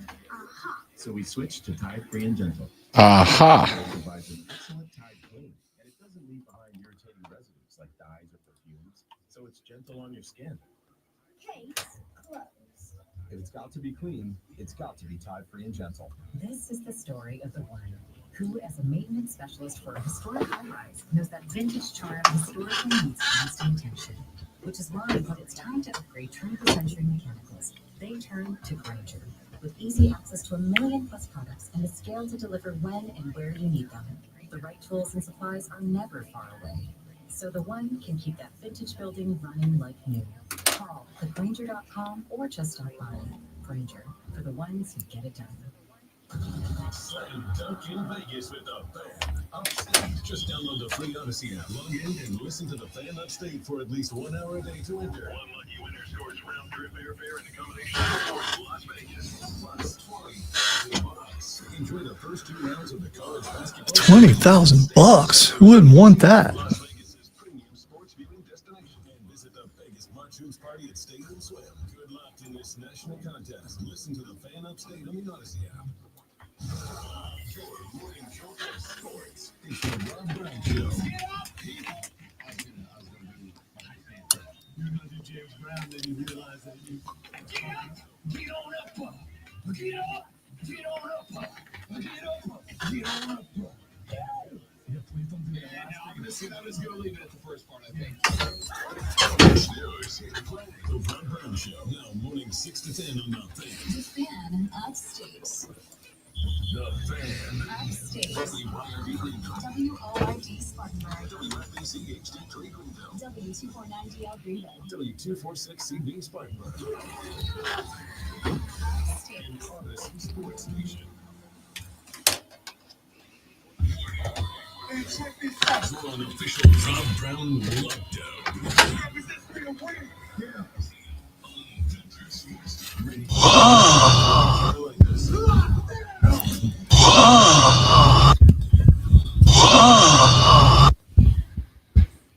Kane said he's going to win the slam dunk in Vegas competition. And quote, I will win and go see Wayne Newton. Is he still performing? I know he had some ill health. I think it was last I believe year. they've animated a wax statue of Wayne Newton. And Why- you can go see that. Why do that when you can just do a hologram? But, so that it's a more authentic experience. Oh, okay.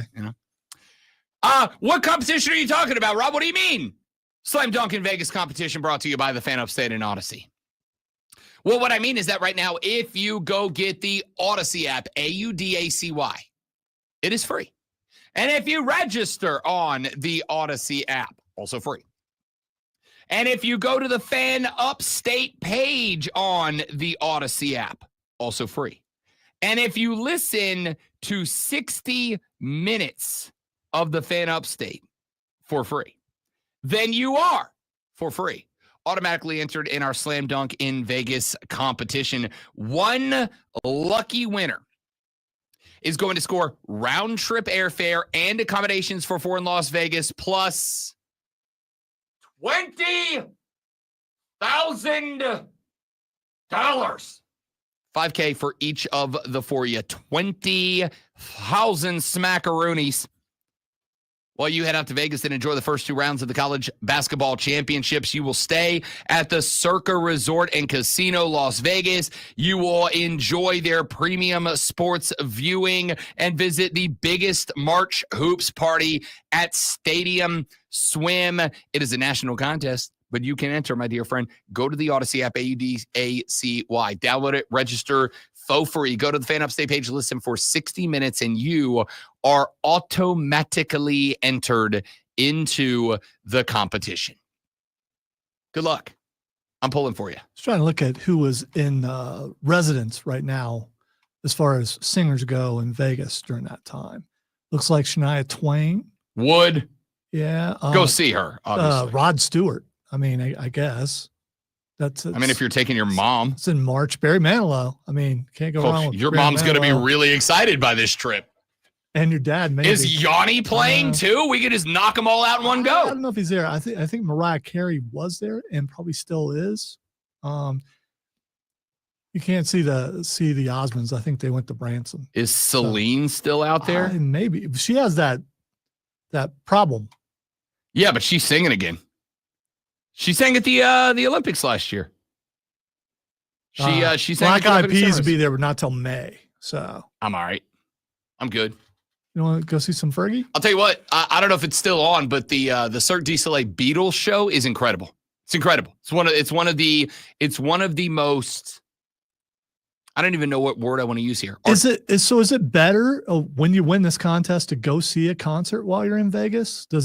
Is the concert better in Vegas? Listen, I'm a gambler. I like some sports gambling. I would 100% if I won, which I can't, but you can go to the Odyssey app, listen to the Fan Upstate for 60 minutes on the Odyssey app for your chance to win this incredible competition.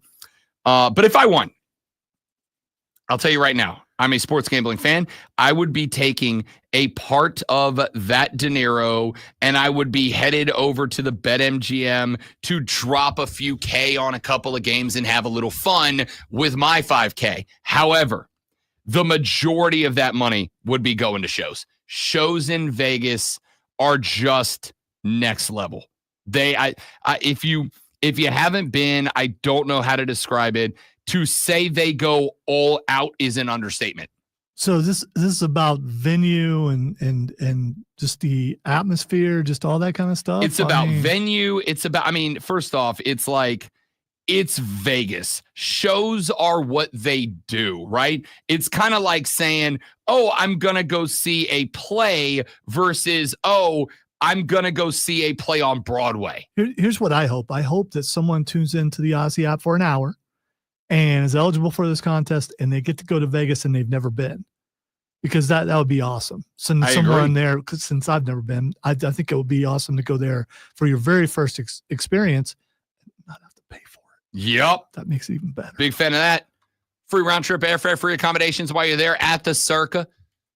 By the way, Stadium Swim, that's where when Deck goes out there to do his shows, that's where he goes. He goes to Stadium Swim. He absolutely loves the place. Okay, what is it? It's just a gigantic outdoor pool. Oh, okay. With restaurants and bars all the way around it. And so when I tell you that they have a football-sized wraparound outdoor television, like a football field size TV, and they put every sporting event I from was the going to world. say it doesn't show just one thing. No. So. Okay. All right. Every sporting event that is happening anywhere on planet Earth with a camera pointed at it I'm is just, up on the screen. just asking for myself. Do they allow fat people in there? Oh, yeah. Okay. Yeah. Just curious. Yeah. 100%. You're going to be outnumbered. We're going to be outnumbered. But Because I've seen Cody Decker, and he still appears to be in pretty good shape. Deck's jacked. So if everyone looks like him in the pool, probably not going to, Here's the other thing I can say about Vegas. I've been there precisely and exactly one time, but I will tell you this. This is one of those situations that you go, no one thinks about you as much as you think that they think about you, right? Like I tell every time I got to get up there and do something on a mic or whatever in front of a big crowd, that is honestly, that's the last thing I remind myself before I go up. I'm like, oh, I don't want to embarrass myself. The last thing I tell myself is no one here is going to think about you more than you think about you. No one here is going to care. You can go out there and screw up. They're going to laugh for a minute or two, and then they're going to forget that any of this ever happened. Don't worry about I'm it. glad that convinces you, because it does not work for me. It should. It should. Because I'm going to mess up in a way that's so memorable they'll tell their grandchildren about it. So yeah. Mm-mm. All right, let's get some stuff in here. Troy Aikman's been making the rounds. We talked about Troy Aikman earlier I'm in about the to week. recuse myself. Troy Aikman got asked after your comments during the Chiefs-Bills AFC title game, after your comments after that game, you have kind of walked back a little bit some of the things that you have to say. He was on the CBS NFL podcast and was asked, did the NFL tell you to back off? No, I never have. I've never heard from the league. I don't really feel like I ripped the officials. I kind of get tagged with that. You're right in the sense that I'm not afraid to acknowledge when I don't agree with a call. I think that's my job. This is tipped a little bit because the league is in partners with a number of these gambling services. So here you are promoting gambling. People are gambling more than they ever have before. And those types of calls, there's a lot at stake regardless, but especially when you're considering there's a lot of money that's changing hands with these calls as well. So I think that we owe it to the fans that we get it right. And I think we're at a point in time where we can get it more right. So that was really my position, and just trying to lean on the NFL and say, hey, we've got to fix this. We've got to address it in the offseason. Honestly, I have no issues with that. Hey, Troy Lonzo from the Fan Upstate, award-winning program, The Rob Brown Show. How much money did you lose on that game? Again, his point. That stumbling part correct. you did at the beginning is exactly what he would have done if someone asked him that question. Then I would have been escorted out of the building. I think as a gambler, You ain't protecting the shield. You're protecting yourself. I mean, whatever, dude. As a gambler, I think he's right. If I have money on a game, I expect the win or the loss of that bet to be dictated solely by the players. That's what I'm gambling on. I'm not gambling on, will there be a call that impacts this side or total or over or prop?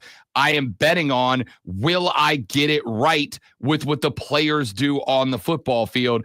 If Troy wasn't Troy, if I would have had this exact same take on Monday, it would have been a good take. So Rob, after the show, put your fandom aside and everything aside and listen closely to how he goes.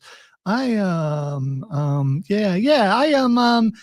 never take directive from the NFL.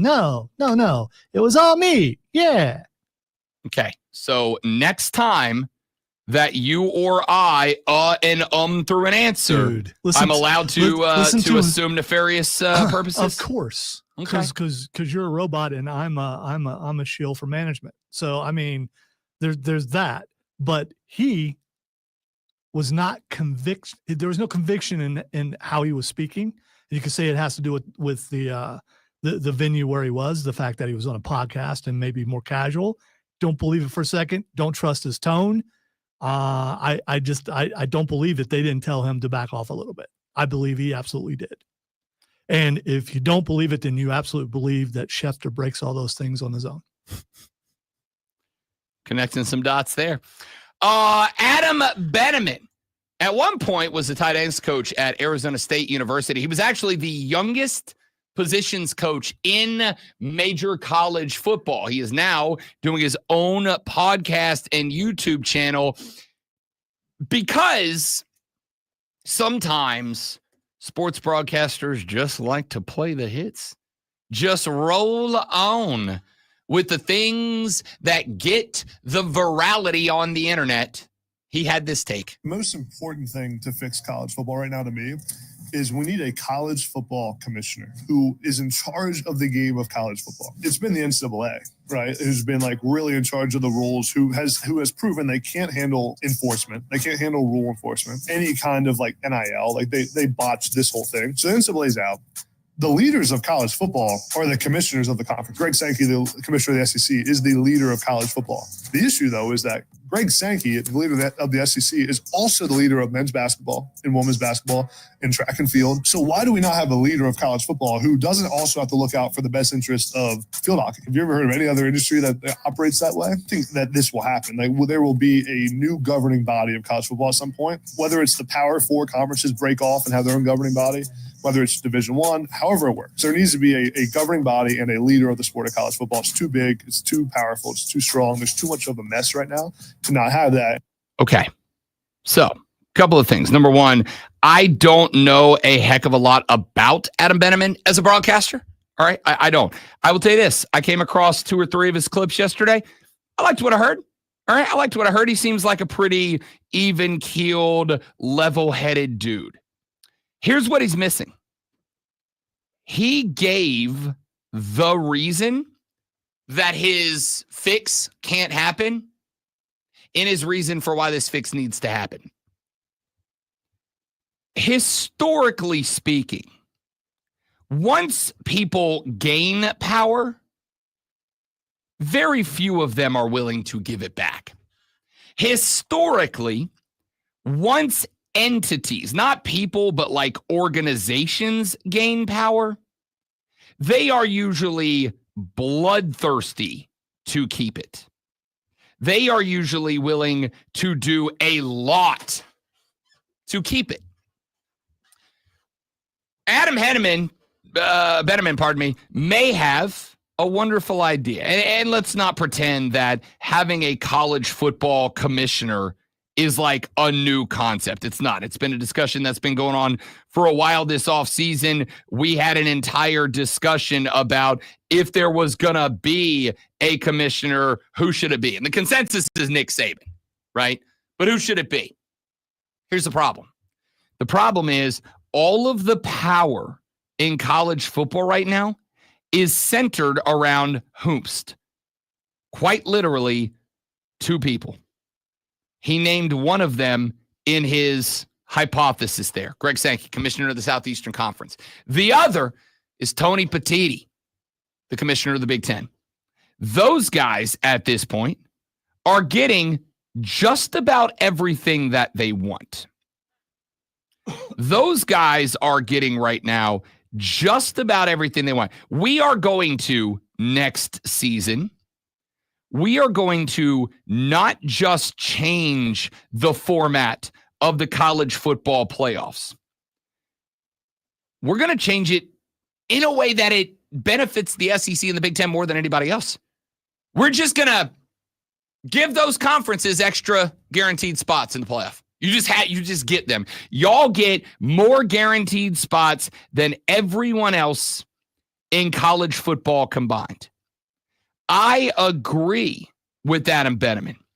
College football could absolutely do with a commissioner like Roger Goodell in the NFL, Rob Manfred in Major League Baseball. It could absolutely be helped by a commissioner. Here's the problem. In order for there to be a commissioner, control of football would have to be ceded to the commissioner's office by the Big Ten. Power in college football would have to be ceded to the commissioner's office by the Southeastern Conference. And honestly, do you think when they're at a point now where they're going to be able to, next March, roll up into a hotel room in Dallas, Texas, and say to the commissioners of every other conference in football, yeah, we would like to restructure the playoffs in a way that we both get an extra handful of guaranteed playoff spots no matter what. And those other conferences are going to say yes. You think Tony Petitti's willingly giving that power away? You think Greg Sankey is willing, when they have the power to tell college football at large, this is what is going to happen moving forward? Do you think even if it was Nick damn Saban himself, that if the rest of the college football landscape said, hey, we would like to make Nick Saban our college football commissioner, he is in charge of everything? You think Greg Sankey and Tony Petitti are going to be like, oh, yeah, sure. Here you go, Nick. Here's the keys. You do whatever you want. You make whatever changes you want. No, of course they're not going to do that. I'm good with Adam Benjamin's take here. It's just that it's a non-starter because the two conference commissioners, one that he mentioned by name in Greg Sankey, they have all the power. And again, institutions that have fought to earn power, historically not big on giving it back, traditionally speaking. All right, I got a few more bites I want to play for you when we come back. Some more thoughts on the Luka Doncic trade. Couple of folks out there in the media talking about Patrick Mahomes. Roger Goodell has weighed in on first down tech in the NFL. And a wrestler goes into the Waffle House v. IHOP debate. All that more coming up on the Rob Brown Show in the Fan Upstate.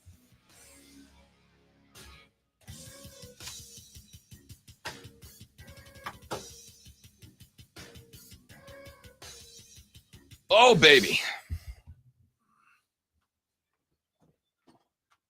All right, guys, 30 seconds. We'll be right back. Don't go anywhere. It's going to be way longer than 30 seconds. Stay right there.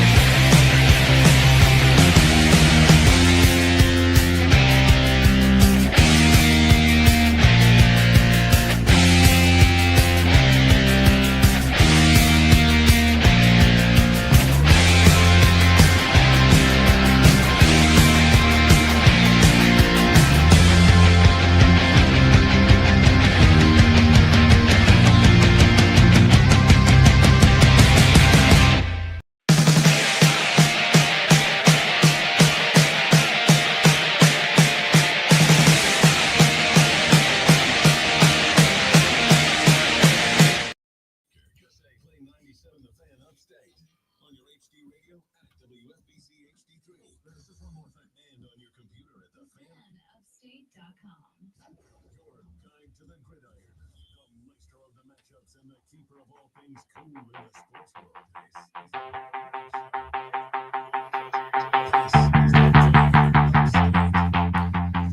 The Rob Brown Show continues. It's the Fan Up State. Rolling through the audio blitz, some of the best audio we've picked up over the past couple of days.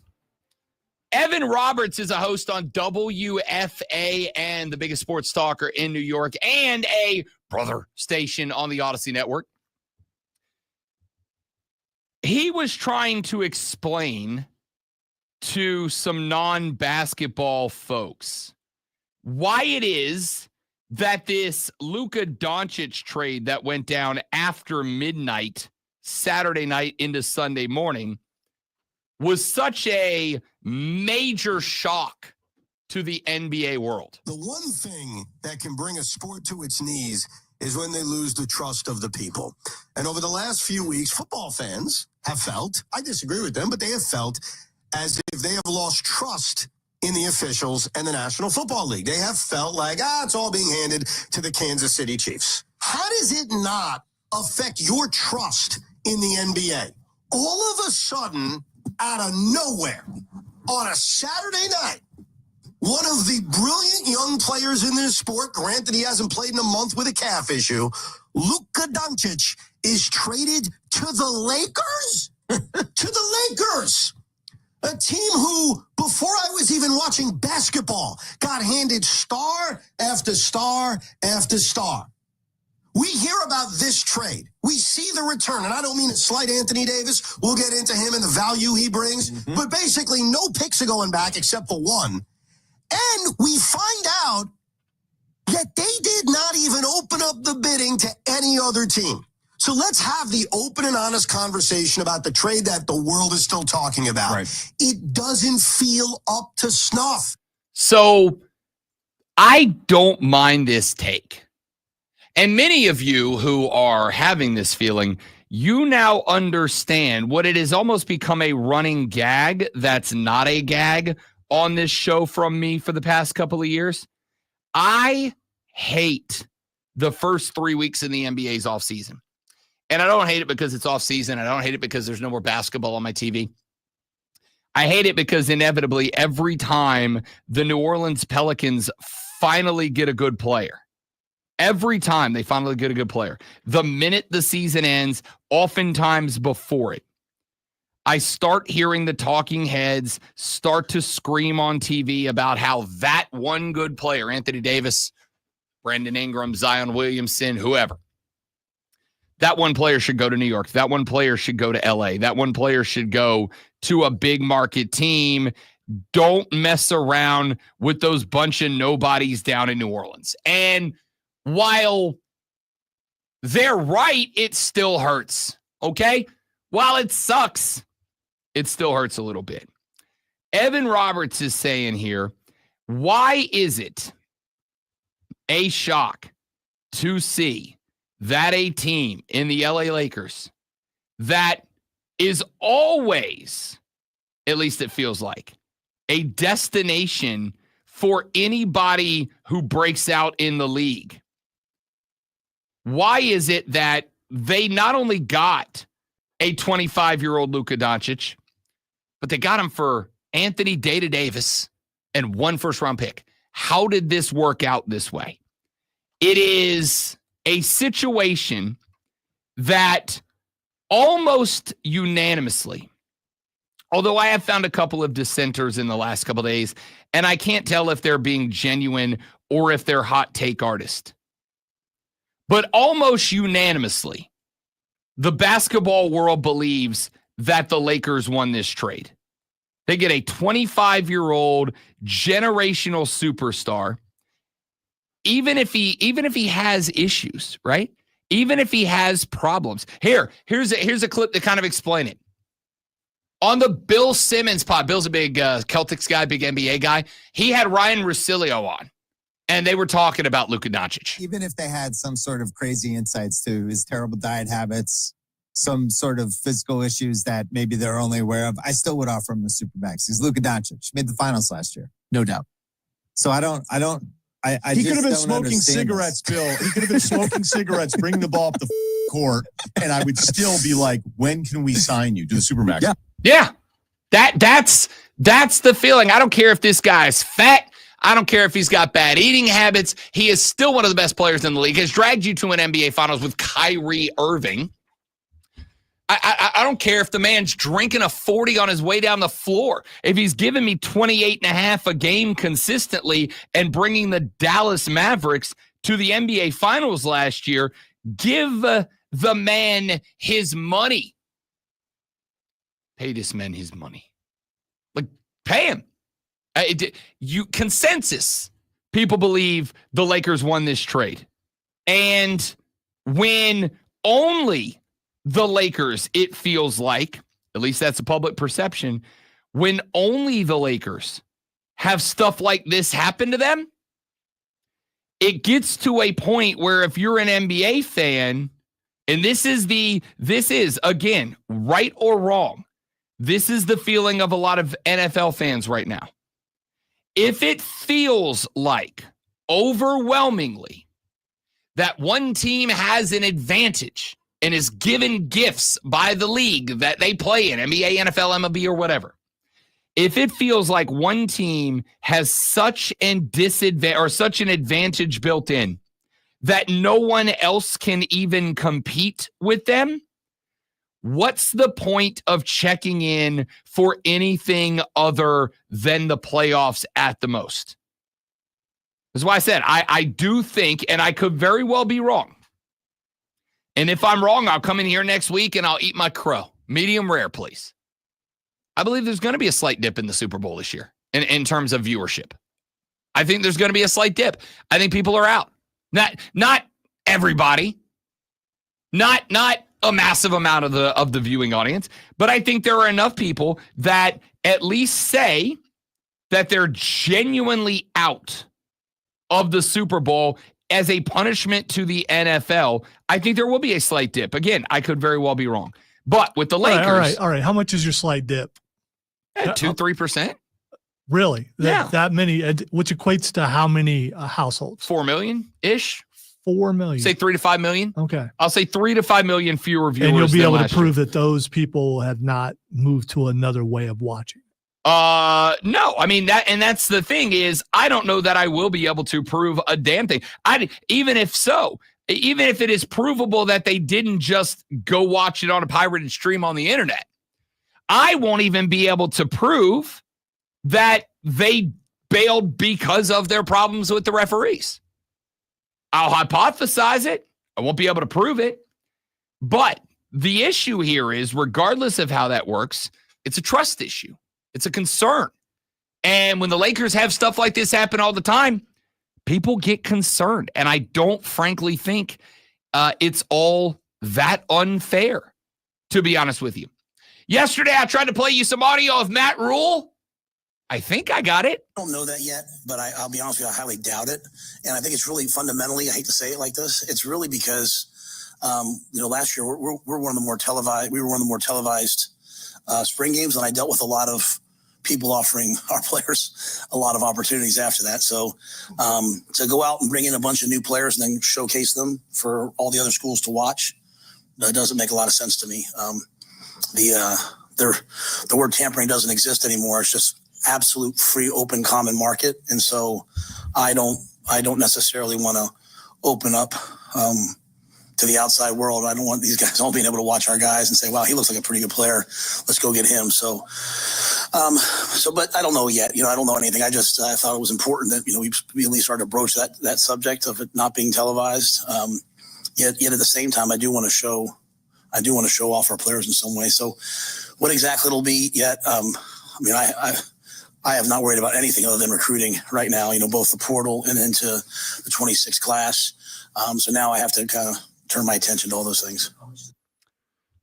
Matt Rule says no spring game for the Nebraska Cornhuskers upcoming because last time they did that, guys started ringing phone calls and making offers to his players. I'll say to Matt Rule what I've said to Shane Beamer, what I've said to Dabo Swinney, what I've said to Billy Napier down in Florida, what I've said to a lot of guys. If you know that this is happening, to the point that you are comfortable grabbing a microphone and with your whole chest saying, this happened. Name names. Name names. Drop a name. What school? What school? What collective? What coach? What booster? What player? If you are unwilling to name a name when you claim that you have definitively experienced this, I have no reason to listen to you. I have no reason to believe you. All right, this is a spring game. First of all, I don't know why you're getting all bent out of shape. It's a good move on his part. Don't televise it. Don't have one. I mean, make it a closed game. I know it hurts the fans. Make it a closed game and stop this stuff from happening. I mean, this is your product. You don't want anyone taking your product, so keep your product in-house and let the people see what the team is like when it's time for actual games and they pay for attendance. Spring games are just scrimmages anyway. They don't show really what they're going to do. I don't know that they really solve a whole lot. It's fan service. Take it away. Take it away from the people who want eyes on, who can't get eyes on closed practice to see. And we're talking about scouts and NIL people and whoever else. Don't give them a chance to look at your players. I think it's a good move. And it wouldn't shock me if eventually all spring games go away because of this. It is. Let's start with this. It is a huge bummer to fans. Huge bummer to fans. Spring games are, as you pointed out, they're fan service. They're an opportunity for the fans to feel like they're getting an opportunity to experience their team in their facility when it's only them. It's a coming together of the family. I get it. Whatever. That whole angle, that's up to you to decide if you're mad about it or not. What I am jumping at here is not their concern over doing or not doing a spring game, whether or not they're going to invite fans in, whether or not they're going to televise it, any of that. If you are making accusations that other organizations are improperly contacting your players and making them offers, name them or stop. I don't think he said improperly. He just said contacting. There's no regulation, so how would it be improper for an NIL person to go, hey, if you come down here, we'll pay you more money? I mean, how do you stop that? I believe that at that point on the NCAA calendar, that is not permitted at that point. But NIL is not regulated, right? NIL, contact is still regulated. From when NIL, and where you can make phone calls is still regulated. That would be controlled by the school, which would mean that the school has control of NIL, which means the school is paying players. You just, what? What? I don't understand that. We'll come back. We'll get back into that. Got a few more clips to play before we get into the final hour of the Rob Brown Show on the Fan Upstate.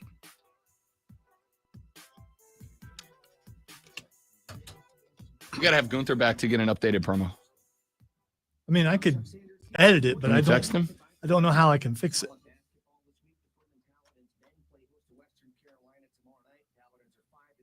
Should we have from this point forward? Needs to be generic, probably.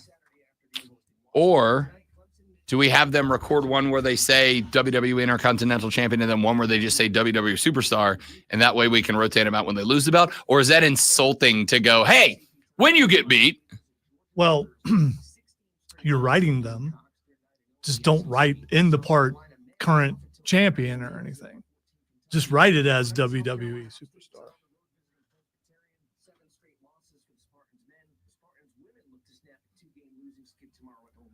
Or if they have a catchphrase, just write that in there or something. I don't know. Yeet. Jay was fun on Pat McAfee yesterday. He was. I haven't watched Raw yet.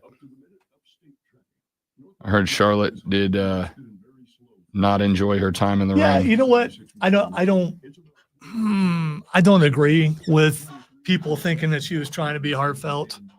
She has to come back as a heel. She was doing a heel promo. She can't come back as a babyface if she's going to go up against Rhea Ripley, because Rhea Ripley is the babyface. Correct. So I do not believe for a second that was heartfelt and all that kind of stuff. She's back on the market, by the way, if anyone's interested. I'm not. I know. I wasn't talking to you.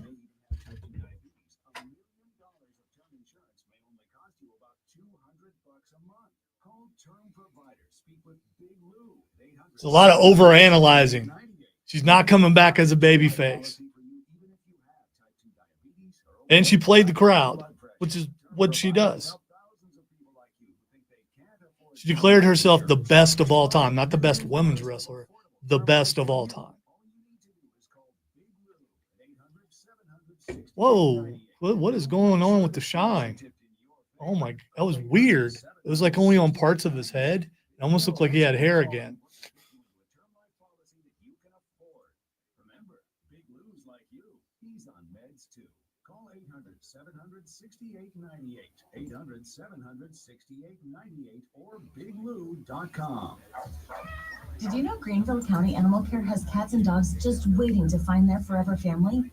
When you adopt from Greenville County Animal Care, you're getting an animal who has been spayed. Look at the shine. You can see him in the little corner. Yeah. See, so will they use powder or something for that I usually? mean, he may have like a little stubble going too. I don't know. I've never seen him with stubble before. That's why it makes me think it's the shadow. That's a good point, James. Now look, well, they just showed him again. I think it's shadow, or it's glare from the lights. There we go. All right, maybe there is some hair in the back. Yeah, I think he's got a little stubble going.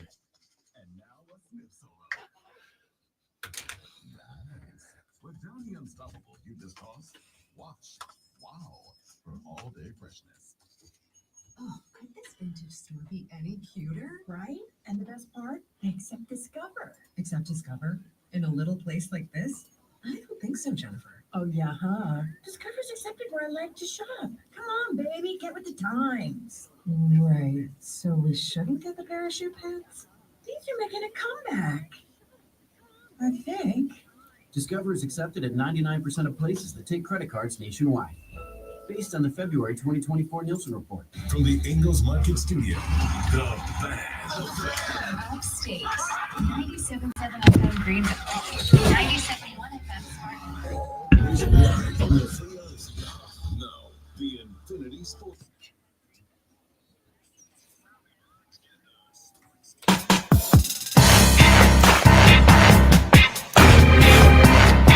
Running through some of the audio we picked up from the last day. We talked earlier. Well, we talked last week. I talked about it earlier this week when the National Football League sent out their VP of something. Kimberly Fields Esquire. I don't know why I remember her name, but not her title. Probably because she ticked me off. By the way, I was right. Kimberly Fields was on Facts of Life. But there you that's go. probably a different one. I'm assuming so. But that's who I see in my mind doing all this stuff. Kimberly Fields Esquire. I think she was Tootie. Maybe. I could be wrong.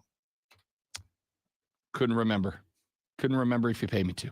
I think it was out before you were born. So that's probably why I can't remember. Kimberly Fields Esquire is the NFL's vice president of some.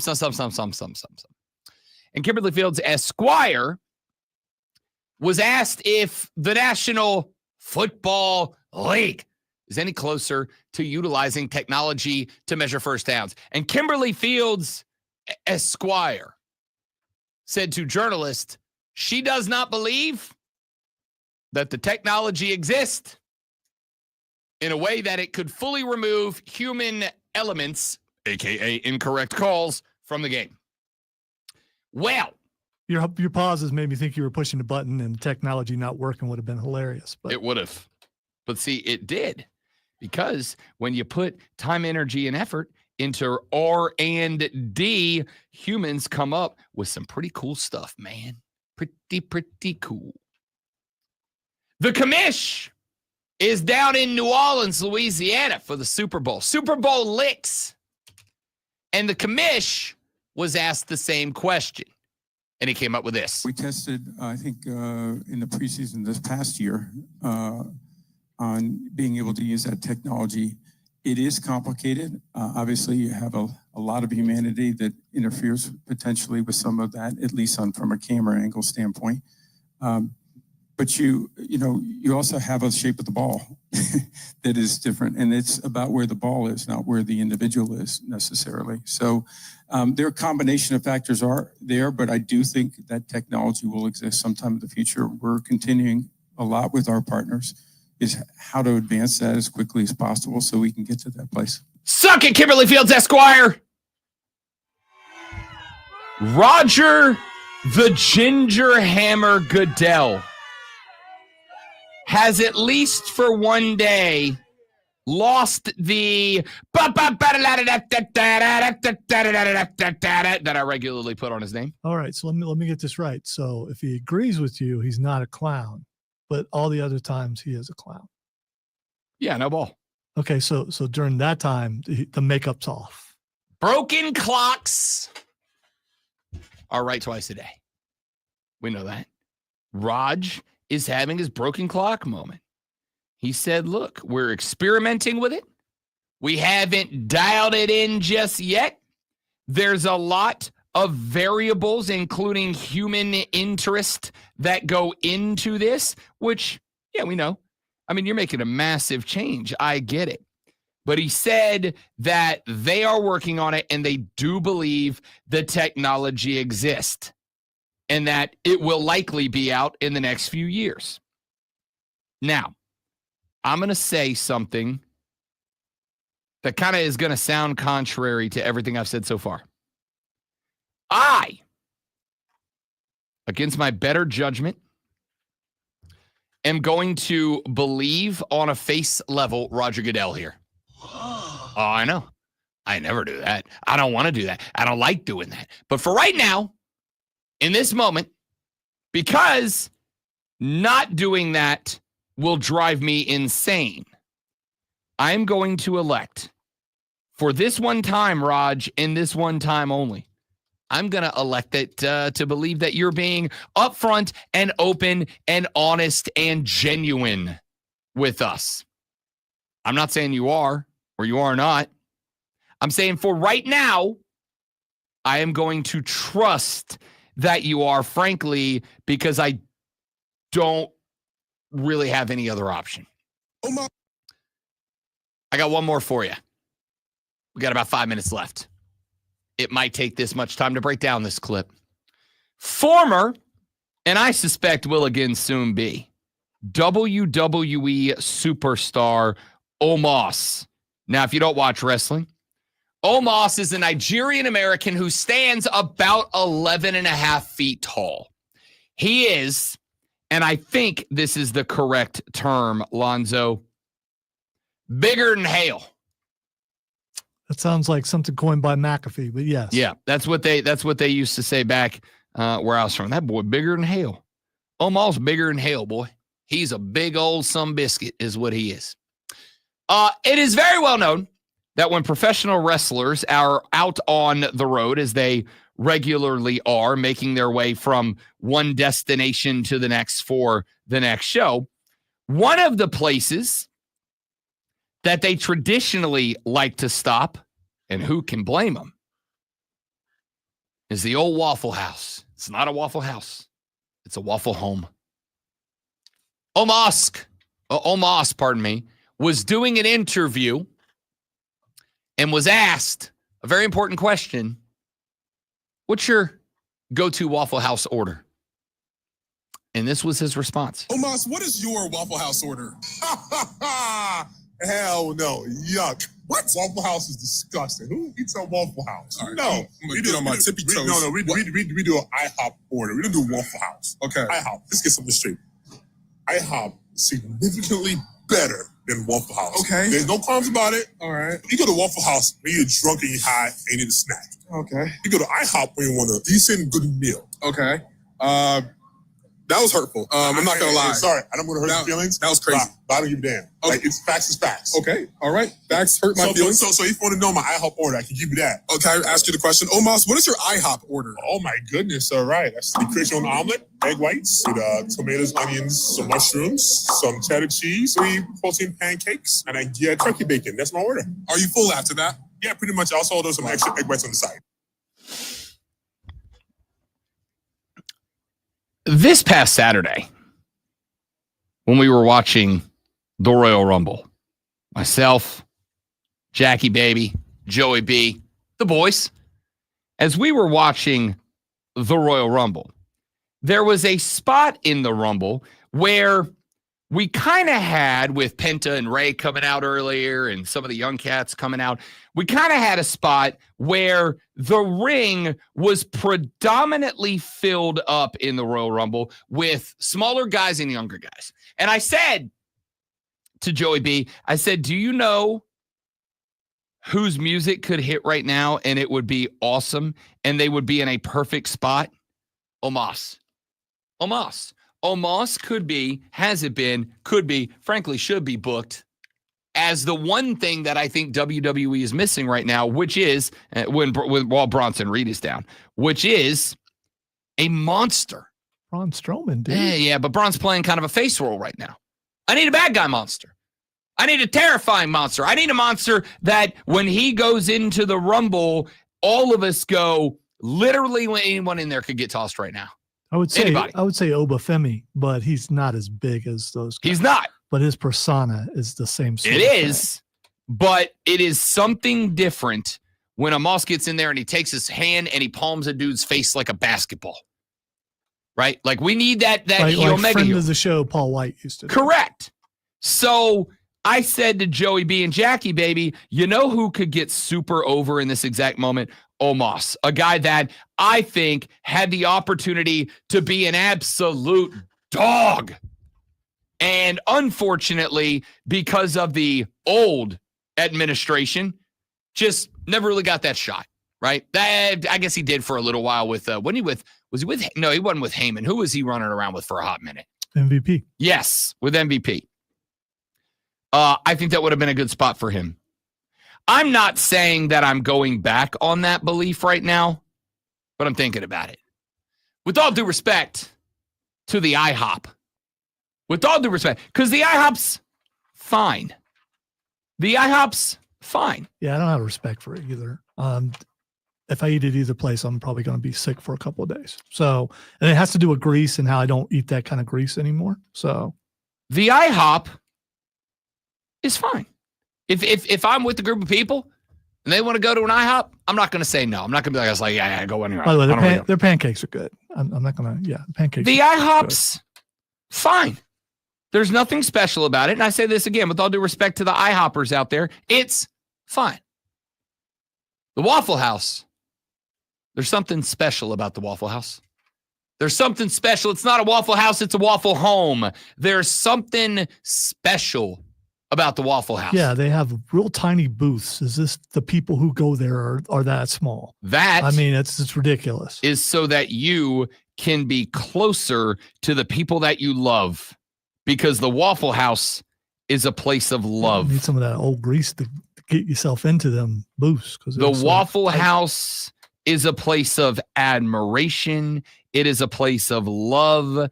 It is a place of dedication and skill and talent of some excellent chefs in the kitchen. And very little teeth. There is no world in which IHOP is better than the Wahoo. There's just not. I like Omos. I'd like to see Omos back in the role of just big badass who picks up people by their head and throws them into different zip codes. But no. IHOP is for people who go, I'm too good for the Waffle House. The Waffle House is beneath me. You must be drunk if you enjoy the Waffle House. There was a key right there. I didn't catch that before. So that's where okay. Listen. All right. So that's the part that got you. Don't get me wrong. No, the whole thing got me. Don't get me wrong. I absolutely appreciate the Waffle House more. After about 7 Jack and Cokes down at the local dive, I pop into the Uber and head on down to the Wahoo and let some chick named Brittany, missing a couple of her front choppers, whip me up a big ham and cheese omelet, extra cheddar with white gravy and sausage on top. Does she say, here you go, oh baby, baby? Here you go, darling. No G on the end. Just a darling. And if you're telling me that Brittany at the Wahoo whipping you up a couple of eggs into a ham and cheese omelet, throwing some white gravy, hitting you with that apple toast with the raisin butter on the side. And when she sets the plate down and she looks you in the face and goes, "Here you go, darling." If that doesn't make your heart flutter, you ain't got a heart. Get off it too, sugar. I'm not saying it's never happened. All right. I'm just saying, if that's not the best feeling in the world, I don't know what is. It's not the best feeling in the world. You knock back 6-7 Jack and Cokes. You get to thinking deeply about life. You head to the Wahoo. Brittany hooks you up with her special, with that ham and cheese omelet, smothered, covered, and topped. Little hash brown on the side, white gravy to knock that back, couple of sausage patties on the side, and a nice little Diet Coke in the glass. Yeah, that balances out right there. I get that I've never drank before, so I don't know that feeling that you're talking about. Maybe your perception is muddled to a degree that makes you think something tastes better than it does. Have you ever went there like clean and sober? Like at noon? Yeah, the lady and I order a Waffle House every now and then right from the house. It's right down the street. You just get a waffle though? No, I actually don't get waffles from the Waffle House. That's kind of weird. I keep leaning on the omelet because that's my go-to. I'm a Wahoo ham and cheese, extra cheese, ham inside the omelet, white gravy and mushrooms on the top. Do you ask them when the last time the change of grease was? I don't care. I've never cared. If you're eating at the Wahoo, you don't care. I mean, I guess that's a good point. If you have decided that at this moment in my life, my best option is the Wahoo, you're not going, "I wonder how their grease is today." All right. You're going, I don't know whose voice you're "Grease imitating, it up." but you have a great point there. I'm not recanting, but I'm backing off. Every point I have is a great point, especially when it comes to this. Omos, I'm pulling for you. I think you're a star. Can't wait to see you back in the big leagues. You are wrong about this. You kept going about the grease. I'm defending the honor of the Wahoo and Brittany, the waitress. The Rob Brown Show, Sports Flash. Wow. I was supposed to deep breath. The AP Top 25 college basketball poll was released yesterday with Auburn and Duke retaining their spots atop the list. Alabama, Tennessee, and Houston round out the top 5, with Florida climbing to 6 and Iowa State falling to 8 with a pair of losses in the last week. Kentucky is 14, two-time defending champion. UConn are 19, and Clemson failed to climb into the top 25. I'm picturing Brittany in my mind. It's not a good thing. Phil Mickelson will miss the Live Tour season opener with an injury sustained during training. Mickelson said he expected to compete next week after straining his shoulder while lifting weights. I mean, you pump an iron sometimes, trying to get swole to get out there on the links. You hurt something. Tune in tomorrow night at 6:30 as the Furman Paladins take on the Western Carolina Catamounts. It's Furman versus Western Carolina right here on your home for Furman Paladins basketball. The Fan, upstate.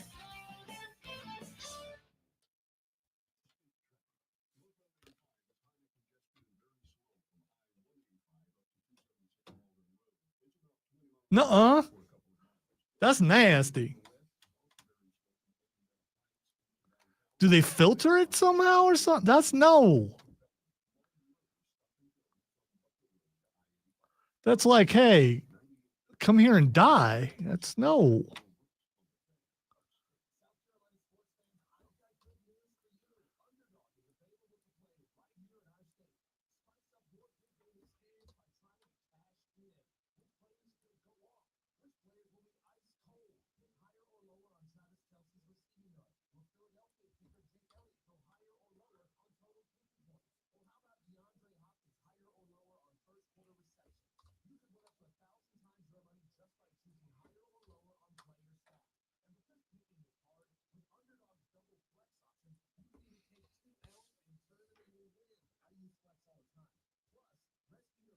Yeah, we've been talking about it all week, yesterday and today. I loved it. Rob loved it too. And the comment that James made earlier about Joe Henry, that was my favorite part. Because I was telling my wife, like, look at Seamus. He's just watching. And he's just standing over there just watching, enjoy it. And then he's like, why did you stop that? I was enjoying that, or whatever he said. That was great.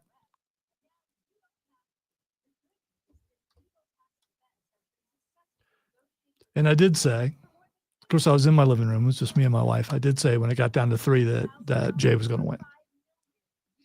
See, now I need to, do I test the theory?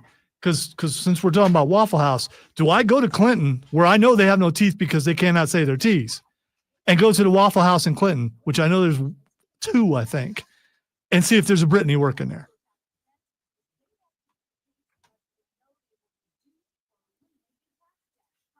Actually, if you're listening and you're anywhere near the area, go get your picture taken with Brittany and send it to us. And have her smile purty.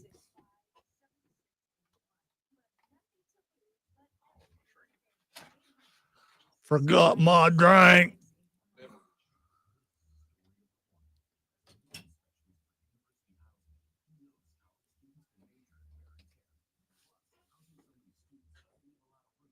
He's Scottish.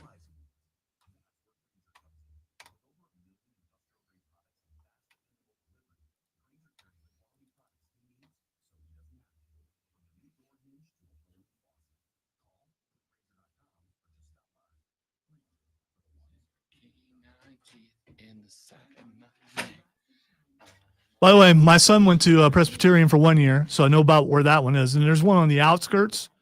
I think on, is it 26 or I'm probably thinking of one in Lawrence.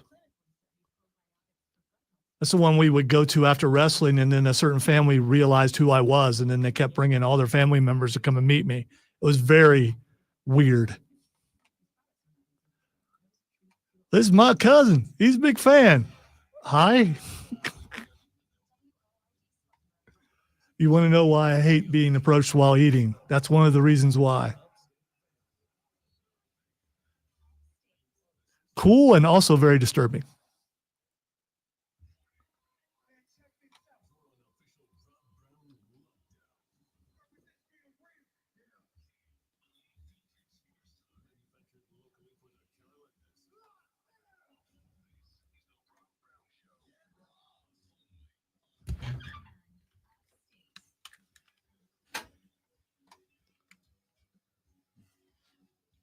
Hey, Big Daddy, how you doing? There's a conversation happening in one of my social media spheres right now, Lonzo. And I was going to get one of your uppity ones or one of your ground levels? One of my ground levels. Okay, all right. There's a conversation happening right now because it is one of America's favorite topics of conversation. That is, of course, Super Bowl prop bets that aren't about football. About time we got to those. I thought you were saving them until the end of the week. No, I was gonna start getting into those tomorrow. It's only Tuesday. It is only. We still got Tuesday. 3 more whole shows to kill off. Still filter in a couple here and there.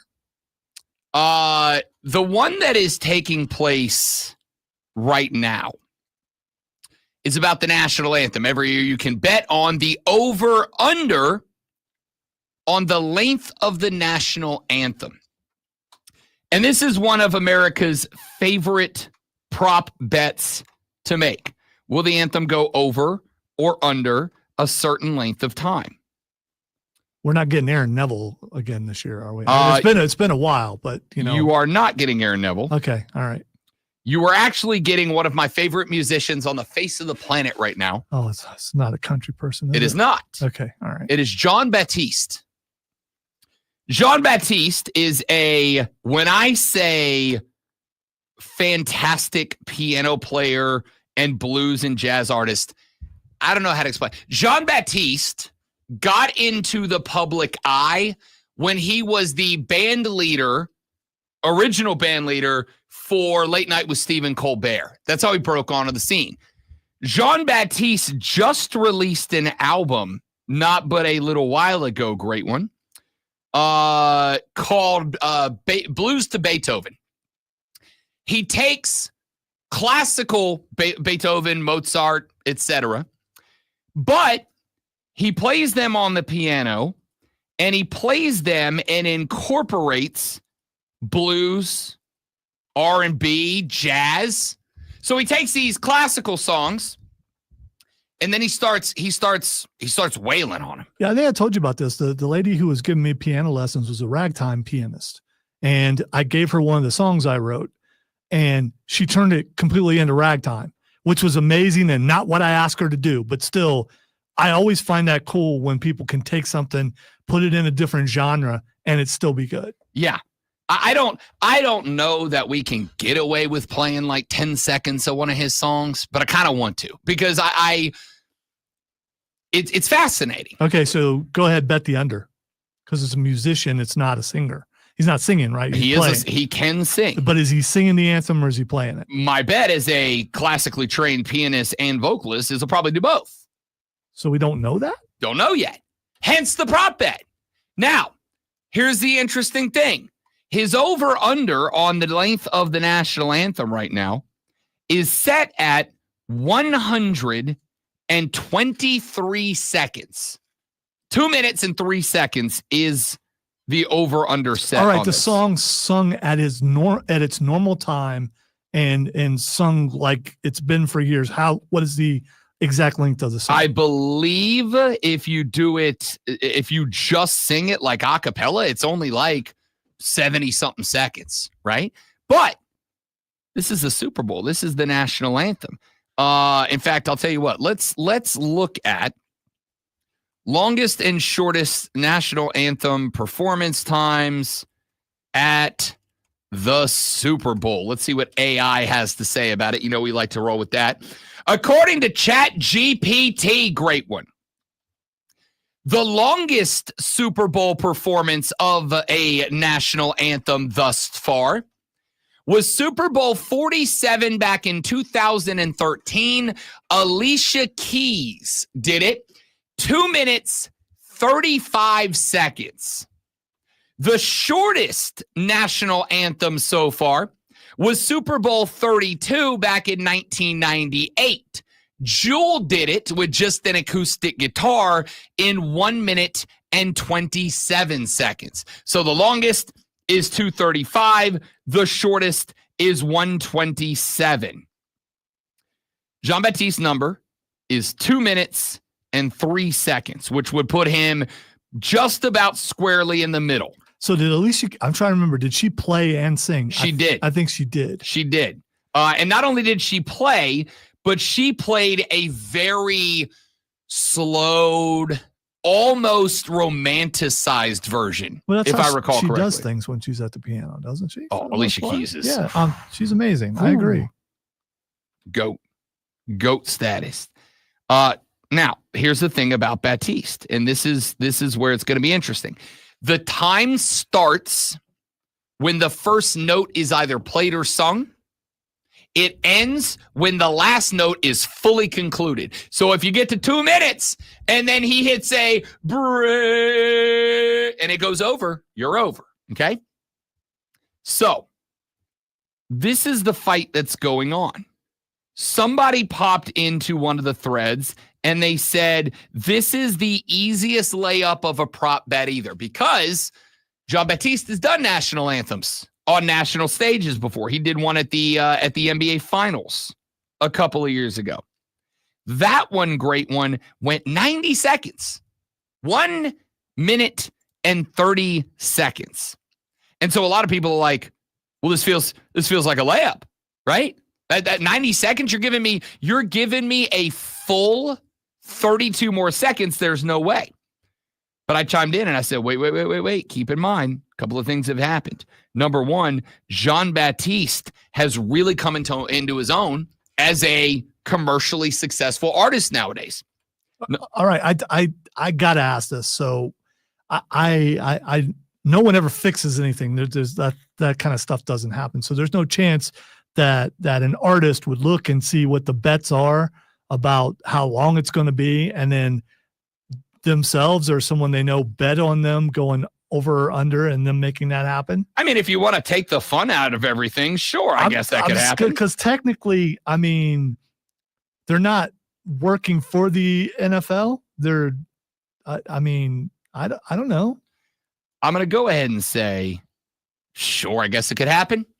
But even if that's the case, I can still bet on it, and I still don't know what's going to happen. Because of that, I think he goes over. I'm not accusing him of that, but I've never really thought about anyone ever doing that. And there might be a couple back in the day. It's like, why are they putting that extra in there? It doesn't really add to, I mean, it even fell flat a little bit. They're trying to mess with the length of the song, aren't they? I hope one day that I can get you out of this jaded, cynical mindset that you live in.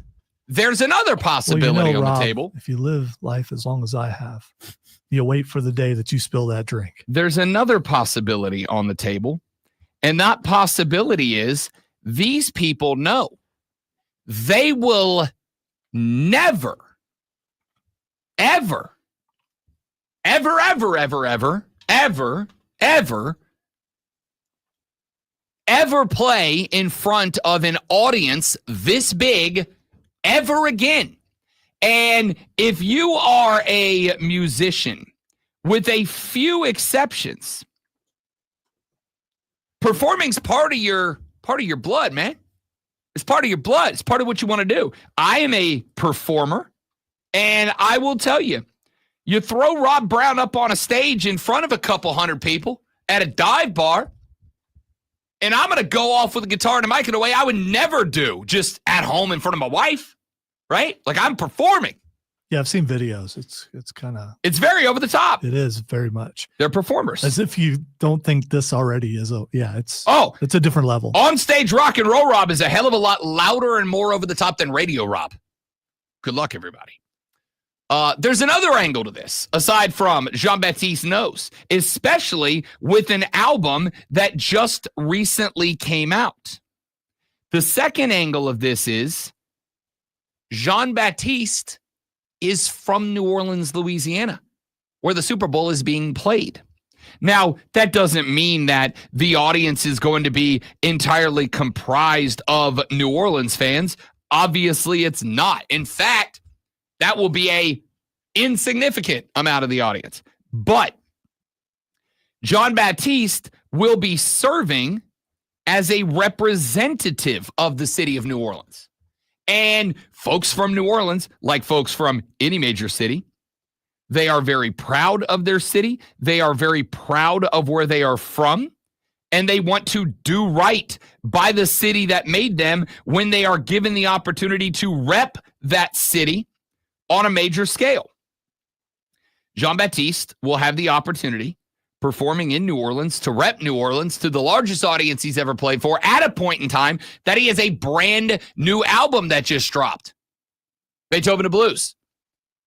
Jean-Baptiste, despite the fact that the last time he played the national anthem on a nationally televised sporting event went just 90 seconds, a minute and a half, is a different artist this time around, is a born performer, loves music. If you ever get a chance, there's all these interviews. Baptiste went on a media circuit, obviously, with that album coming out. Go to YouTube and watch Baptiste, because for these interviews that he was doing, great one, he sits and he does the interview at a piano, and he lets people ask him, hey, talk to me about how you would take this to that, or how do you infuse this or whatever. And he doesn't, he answers the questions, but he plays the answers. And you can see him seeing, I'm a sports guy, I'm a NASCAR guy. When Dale Earnhardt was at his peak, somebody was talking to him about how is it that you are so much better drafting other cars than every other driver. And Dale Earnhardt said, yeah, I can see the wind coming off their cars, right? I can see the stream of air coming off their cars. Some people just see the world differently. And Jean-Baptiste is one of these guys when it comes to music. He sees the music. I don't know how to define it. I don't know that he knows how to define it, but he can see the music, and you can see just the raw emotion in which he plays. So he's got an album out. He's going to be playing in front of the biggest audience he has ever played in front of or will ever play in front of. He's doing it in his hometown as a representative of his hometown. Everybody on this thread, great one, is going, it feels like under a minute or 2 minutes and 3 seconds is an absolute lock. And I'm trying to tell him, not so fast, my friend. This guy is performing. He is performing in his home city, representing his home city, and with a brand new album out that is going to be performed in front of the largest audience he's ever performed on. I got to think the over is very in play here. Speaking of performing, I mean, you could be performing right now, trying to get everybody to go a certain way, knowing that you're going to go under. I mean, you could. Chris, can you bring your tinfoil cap? You could. Mine has been surgically implanted underneath my wig. No. So you would never do such a thing to get other people to bet a certain way to make the numbers go up to get you more money when you went under. The audience of the Rob Brown Show, the Armada, if you will, is significant and growing. The audience of the Armada is the most important group of people in my life because they keep me employed. Lonzo, if you think that we have enough people, that if every person listening at any point for a second or longer today all lodged an identical bet for $1 million, that we would move a Las Vegas line, I'm here to tell you no. I'm here to tell you no. Well, apparently I have bigger expectations or belief of how big our audience is. So I think you need to think bigger. No. What I don't think you have, respectfully. What is the potential audience that we could have right now? The potential? Yes. I don't know because we are in 1 million person market, but I also don't know. We are also online right now at this very moment, and that goes everywhere. Here's what I know. What I know is, and I say this not disrespectfully, I don't think you know how many people bet on this kind of crap in Vegas. I absolutely know how every many person that has ever listened. I know exactly the number of how many people bet. Do you? What is it? 3,624. The problem is that one guy, he doesn't count because he has his wife do it. 3,6,400. So and 24. The 24. You got to remember this one. 3,6,424. How do I write that number? What's that number look like written out? I'll type it out and send it to you later. 3,064 and 20. Okay. So what you're doing now? So I was just joking about all that. So now you're trying to insult my intelligence instead of realizing that I was just messing the whole time. I even said early on in the conversation, as soon as you mentioned that he was playing and singing, I would take the over. I said that 10 minutes ago. Now you got to be hurtful, and we just need to go to break so I can go cry. Jean-Baptiste, first prop bet of the week. And Lonzo and I are on the same side here. Both play in the over. Biggest audience he's ever played in front of. Got an album that just dropped. Repping his city in his city. And at a point in time where, based on everything that's happening, with my absolute terrible person of an owner and terrible owner, at a point where my city needs a little love. Lonzo and I agreeing on the over here. By the way, I got my degree in math from a big bad booty daddy. We got a 66 2/3% chance of coming back from this break, but Lonzo's a genetic freak, and if you add him to that, it means a 52.2% chance of coming back. That's a 3,640.24% chance of y'all finding us on the other side of this break on the Rob Brown Show in the Fan Upstate. I used to have that promo code.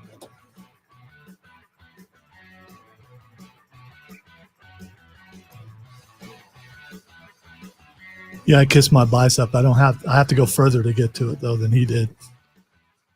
Just turned around and it was right there in his. He's still pretty jacked. I mean, not like he was, but I mean, I did not recognize until the next day that Braun Breaker's singlet had numbers all over it. Did you notice that? No, I did not. His singlet is it's pink with black numbers all over it and math signs and stuff. He had a Steiner math singlet on. After he hit speed, that's all. I mean, he does. Oh, I was, yeah. Right. I didn't care about anything else.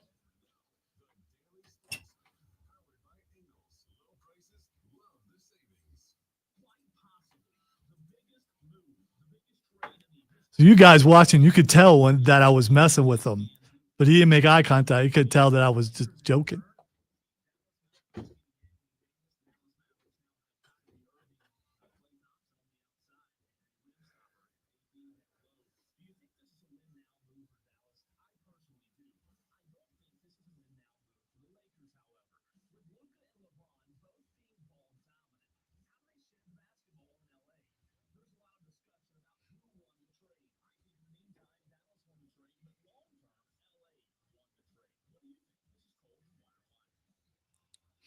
And Zach, there was one last year as far as the Taylor Swift thing, so I'm sure there is one this year. I don't look at any of that stuff. There's like an expert in the room. He can just, you know.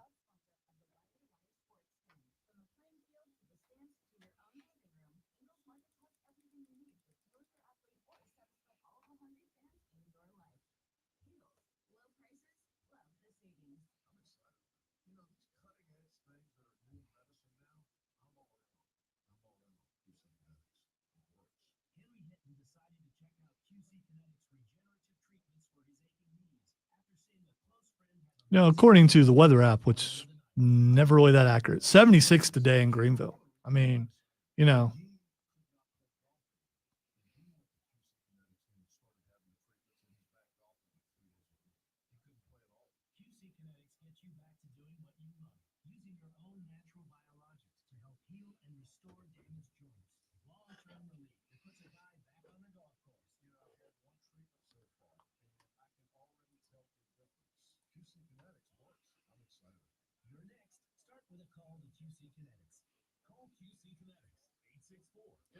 This is a vain question, but I'm curious. So they were out of my favorite kind of shampoo, and so I got some from a different kind from the same maker.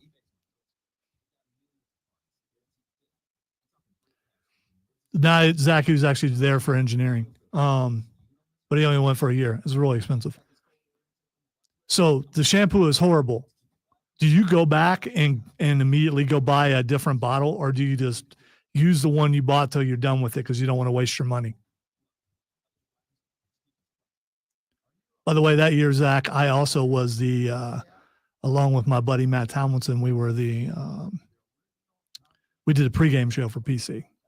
So anyway, would you go? Because I know Rob would, but so my favorite shampoo, which makes my hair look awesome, they were out of it. So the same brand has different types. So I went and got a different type. It's horrible. My head itches. My hair's all flat. So and yes, I do care, believe it or not, but the curls need to be in full effect. Do you go, nah, it was a bad choice, but I'm going to use all this before I buy another bottle? Or do you immediately go out and get another bottle? Try to find your favorite kind that works. No, I'll finish it. Unless it makes it impossible to make my hair look good. Because there are some shampoos that I don't know why, but like I cannot get my hair to comb straight. Oh, to me, it looks like I didn't wash it. And I absolutely did. And it's itching right now. And I don't know why that is from the same maker. It's weird.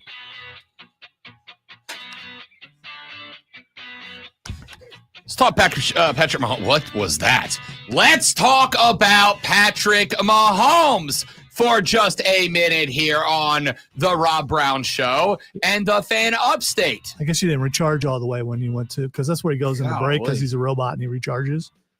We've got like this big battery pack in the office. That was a struggle to get that out. It's all right. You got there though. You persevered. You came out the other side and you were stronger for it, Rob Brown. Dude, that was rough. Next time, send Rod in. He'll probably do it better. Let's talk about Patrick Mahomes and Jalen Hurts here for just a couple of moments. Let's talk about Patrick Mahomes and Jalen Hurts in Super Bowl licks. I'm going to start with Mahomes. Chase Daniels is a former quarterback, spent some time as the backup behind Drew Brees in New Orleans, Louisiana, went up, got some PT up in Chi-Town, Illinois.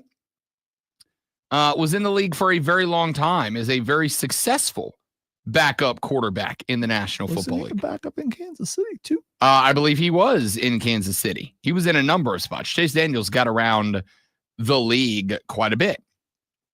He was asked about his thoughts on Vic Fangio versus Patrick Mahomes on the Jim Rome show, and he said this. Yeah, look, I was with Vic Fangio for 2 years in Chicago, and Vic Fangio's defense, I think you got to go a little bit of a layer deep. He plays in a bunch of too high safety looks, a lot of zone coverage, very rarely blitzes. If so, it's only one. Very rarely plays man-to-man coverage. I believe that Patrick Mahomes has sort of transcended his game for the last couple of years because they haven't had a lot of talent. They're not taking these deep shots down the field. It's all dink and dunk to Kelsey, dink and dunk to Worthy, dink and dunk to Rashee Rice when he was healthy. These run game, the Kareem Hunt. I think they've sort of changed how they play the game. And when you look at that, it makes total sense, in my opinion, why Mahomes is 8-0 versus Vic Fangio, because Vic just sits back and lets him go. I don't think Vic Fangio can do that. I know Vic very well, very tight. But then you look at the thing like, hey, if you play man-to-man, look at what Xavier Worthy did last.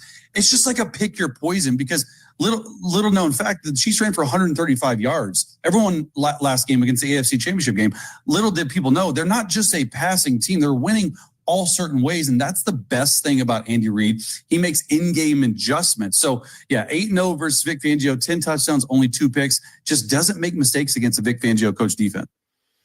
That's the thing. People forget that what Kareem Hunt did, and he is hungry because remember, the controversy, he was gone and he wasn't there for the other Super Bowls, and now he's back and he wants it, and you could tell by the way he was running last week. I think Kareem Hunt is a big part of this. I just think when it comes to if it turns into a game where it's rushing game versus rushing game, I'm taking Philly. And that's not an insult to Kansas City or anybody else. That's just Saquon Barkley being Saquon Barkley right now. Yeah, but they're not running against each other. They're running against each other's defense. So it depends on how the offensive scheme is. I don't disagree. Both of these teams have excellent run stuff defenses. Both of them. Phillies, in fact, I would even go so far to say as good as Chris Jones is, I think Philly's run defense is better than Kansas City's. Straight up. I think Kareem Hunt has a lot to do with it, but there's 2 things I wanted to address. One of them I did a little earlier in the show. Chase, in that quote, in that take, in that soundbite, said something that I have heard parroted by a lot of people over the last couple of weeks. And that is Vic Fangio is 0-8 against Patrick Mahomes. 10 tutties, 2 picks in those 8 games for Patrick Mahomes.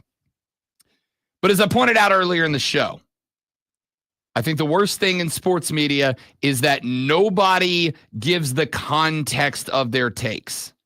I think if you look at those 8 games in context, and you look at the fact that Vic Fangio was the head coach of a bad Denver Broncos team, and you look into the context of, I'm not saying that there are any quarterbacks that have been able to, over the past handful of years, go toe-to-toe with Patrick Mahomes, the starting quarterback of the Kansas City Chiefs.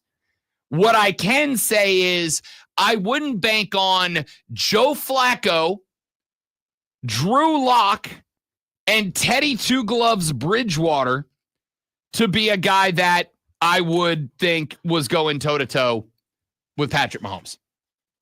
Those are the quarterbacks for the 8 games that Vic Fangio has stared across the line at Patrick Mahomes. Joe Flacco once, Teddy Two Gloves Bridgewater twice, and Drew Lock 5 times. Nobody on that list. If you say, I'm going to give you the best team in the NFL, but your quarterback is Flacco, Lock, or Bridgewater, I'm betting the Chiefs money line outright winners 10 out of 10 times. And then you could go so far as to say, well, wait a minute, Rob, there was that other number. 10 touchdowns, 2 interceptions. Yeah, it's pretty standard for Patrick Mahomes, I think. Pretty standard. Now we can get into the defensive strategies of Vic Fangio, because he's not a guy who's going to blitz often. And on top of that, you heard at the beginning of that clip Chase Daniels say, Vic Fangio now plays a lot of too high safety. He's not going to blitz a lot. And when he does, he brings one. That's not necessarily entirely new for Vic Fangio, but I will say it is kind of new for Vic Fangio. And because, again, context matters in these conversations, a lot of that just simply has to do with who he has across the front seven for the Eagles. The front seven of the Philadelphia Eagles is one of the best front sevens that I've ever seen. It's a phenomenal front seven. Milton Williams on one edge, Nolan Smith Jr. on the other, Jordan Davis at the nose, Jalen Carter on the edge, Zach Bond, who has been spectacular playing at an all-pro level. Wait. You're praising a defense that has a player named Milton on it? Milton Williams. And he's not even like the third or anything like that. The dude is a dude. Josh Sweat at the outside backer / edge rusher is a dude. I have said a couple of times, behind Darius Slay at safety, the Eagles' defensive backfield, CJ Gardner-Johnson, Darius Slay, Cooper, the real deal, the great white hope, DeJean. All right, so this sounds like a trivia question 5 years from now. Who was on the defense that Patrick Mahomes carved up in the three-peat?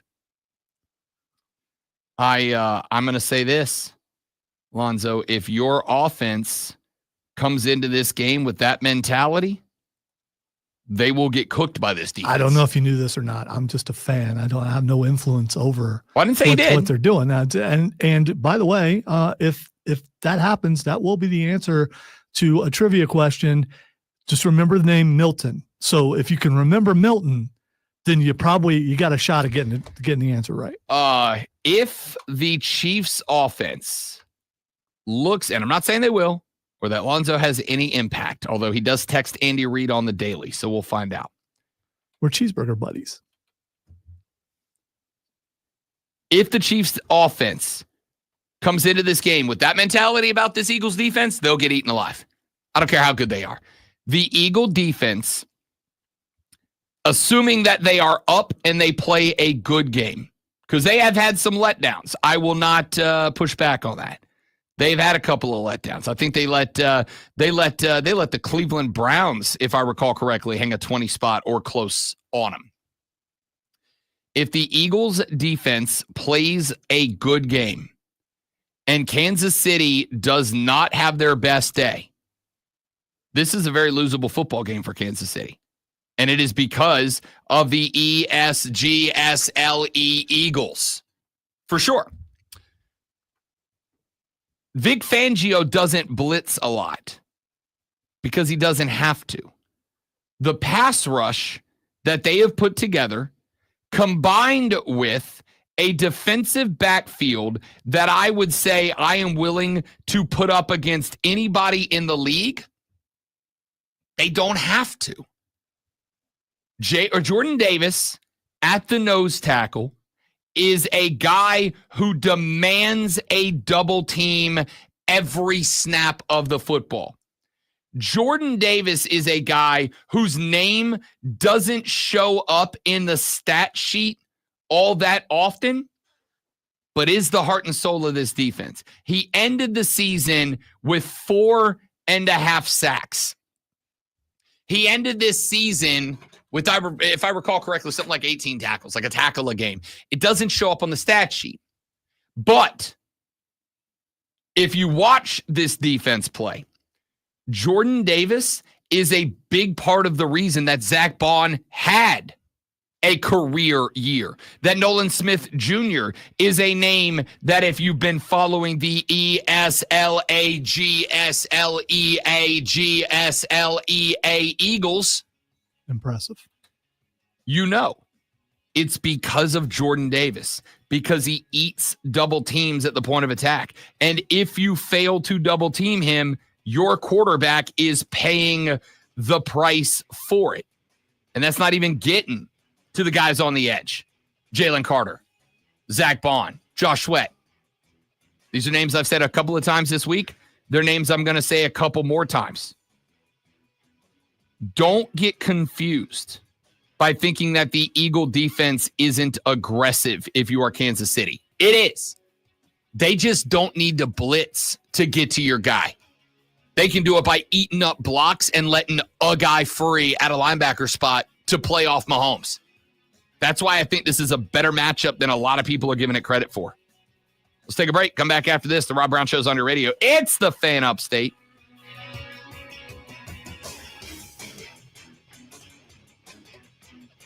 Never overlook a Milton. Have you seen my stapler? It's a swing line.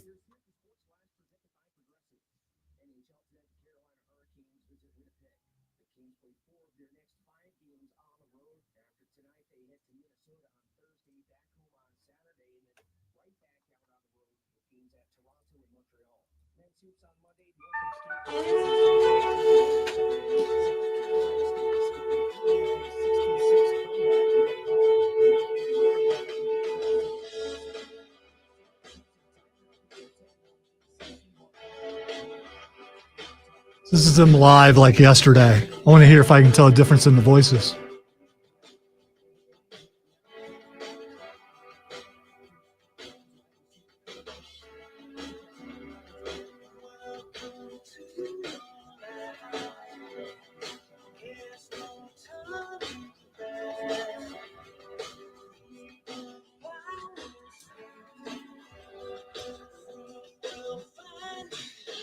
In on your best behavior, Maybe a little more pronounced, but still good. wants to. I hope when my hair turns white like Roland Orzabel's, it looks like that. That would be awesome. Own days. We're probably going to get flagged. I probably should turn it off. It's my only moment. Help me to decide. But we're critiquing it. That's what we're doing, yeah. Me make the most of freedom and of pleasure. Nothing ever lasts forever. Everybody wants to rule the world. The room where the light won't find you. Holding hand while the walls come tumbling down. When they do, I'll be right behind you. So glad we've almost made it. So sad they had to fade it. I hope all they can hear is you mumble singing.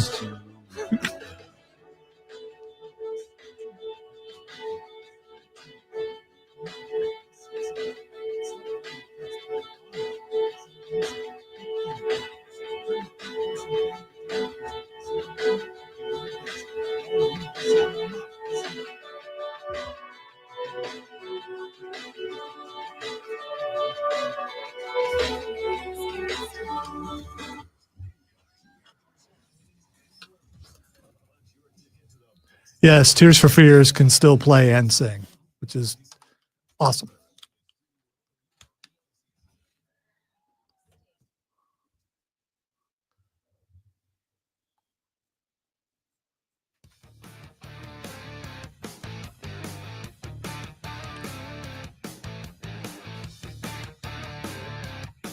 I know it's Super Bowl week, Super Bowl licks taking place this weekend down in New Orleans, Louisiana, but, and I got permission from the great one to bring this up, Lonzo, as he is watching his spawns spawn, make her foray into the world of shooty hoops of hardwood basketball action.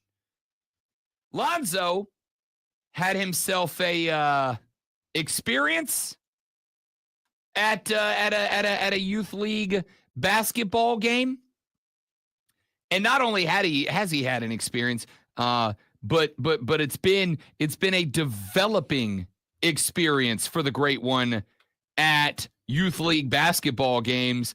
Lonzo, tell the people about your most recent foray into the incredibly intense action that is 6 and 7 year old basketball. I just want to say, I got away from this for a while after the kids grew up. And now the grandkids out there doing this. And back in the day, you had to have the camcorder ready just in case something broke out. Now you got a phone, so you don't have to worry about it. It's a lot easier to capture footage, which I did not. If a fracas would have broken out, if there would have been brouhaha, if there would have been a Donnybrook, I would have pulled the old phone out and would have went live with it, because maybe even on Word's page, because it would have been breaking news. I mean, and we are reporters. So as I'm sitting there, I hear, if he touches my kid again, I'm going to go down and touch him. It's a very accurate accent, by the way.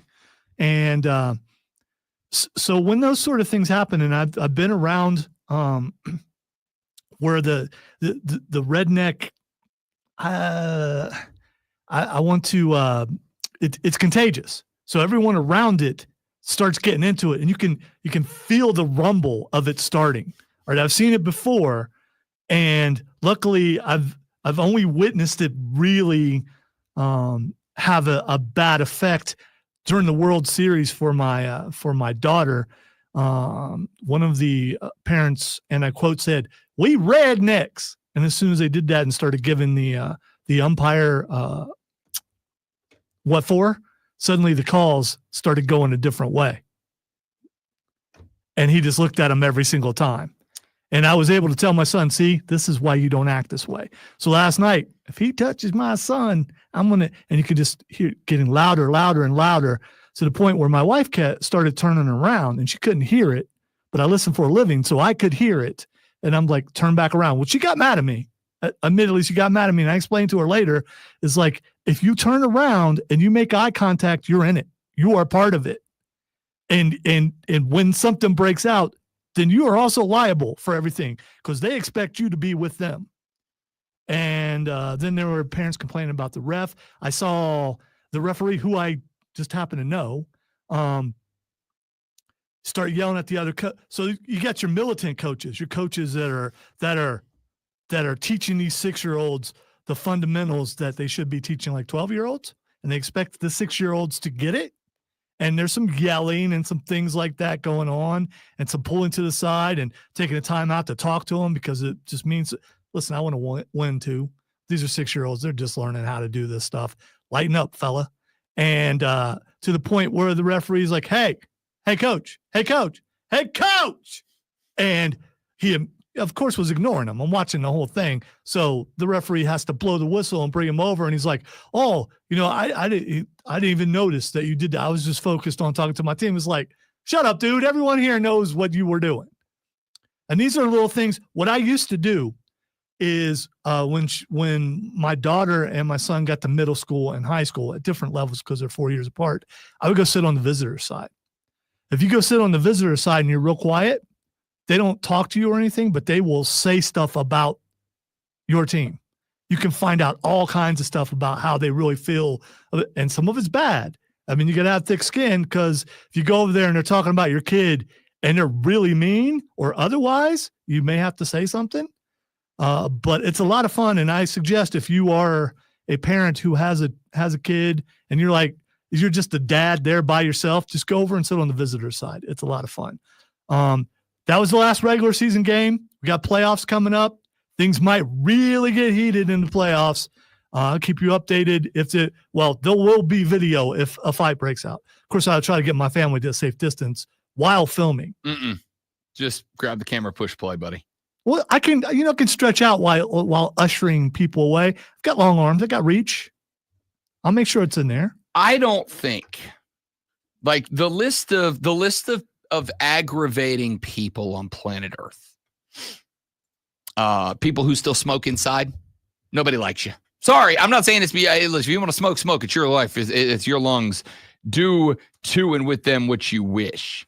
But people who smoke indoors, just please know nobody likes you. Also, okay? Those people, if you're going to light up when you leave, don't do it right at the door, because then everyone has to walk through it. But anyway, go away from people.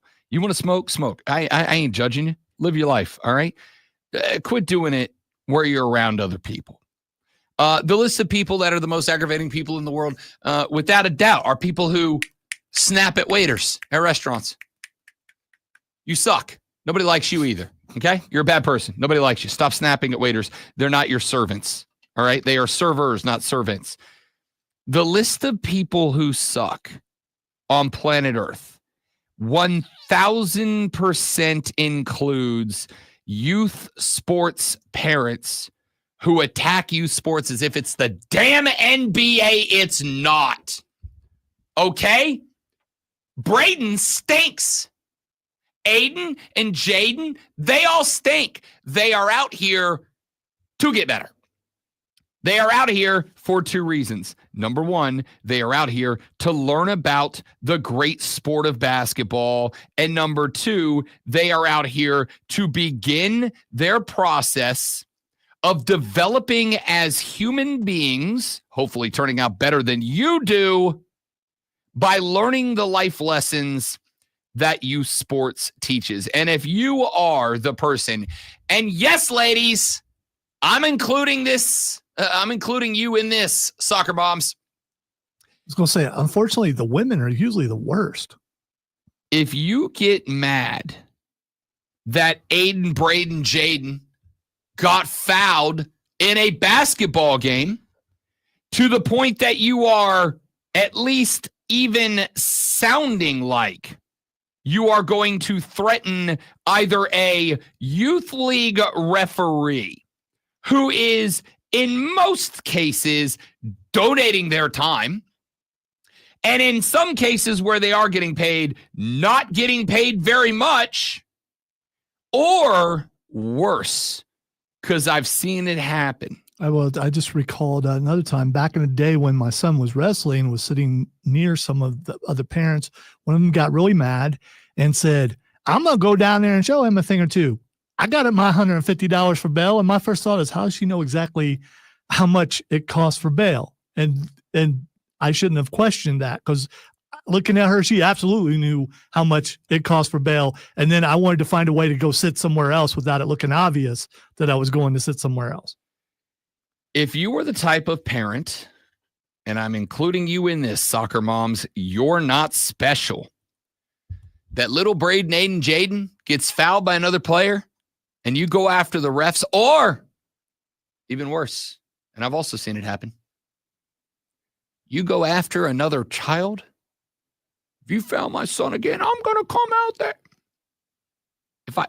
Stop. You're the reason that it is becoming more and more and more difficult to have youth sports. And when we lose youth sports within a community, whether it is one or the country at large, kids are worse off for it. I coached youth baseball and basketball till right up when I moved here. I actually want to get back into it, but working AMs makes it very difficult to do. Well, I can tell you where to go. That way I can make fun of the ref.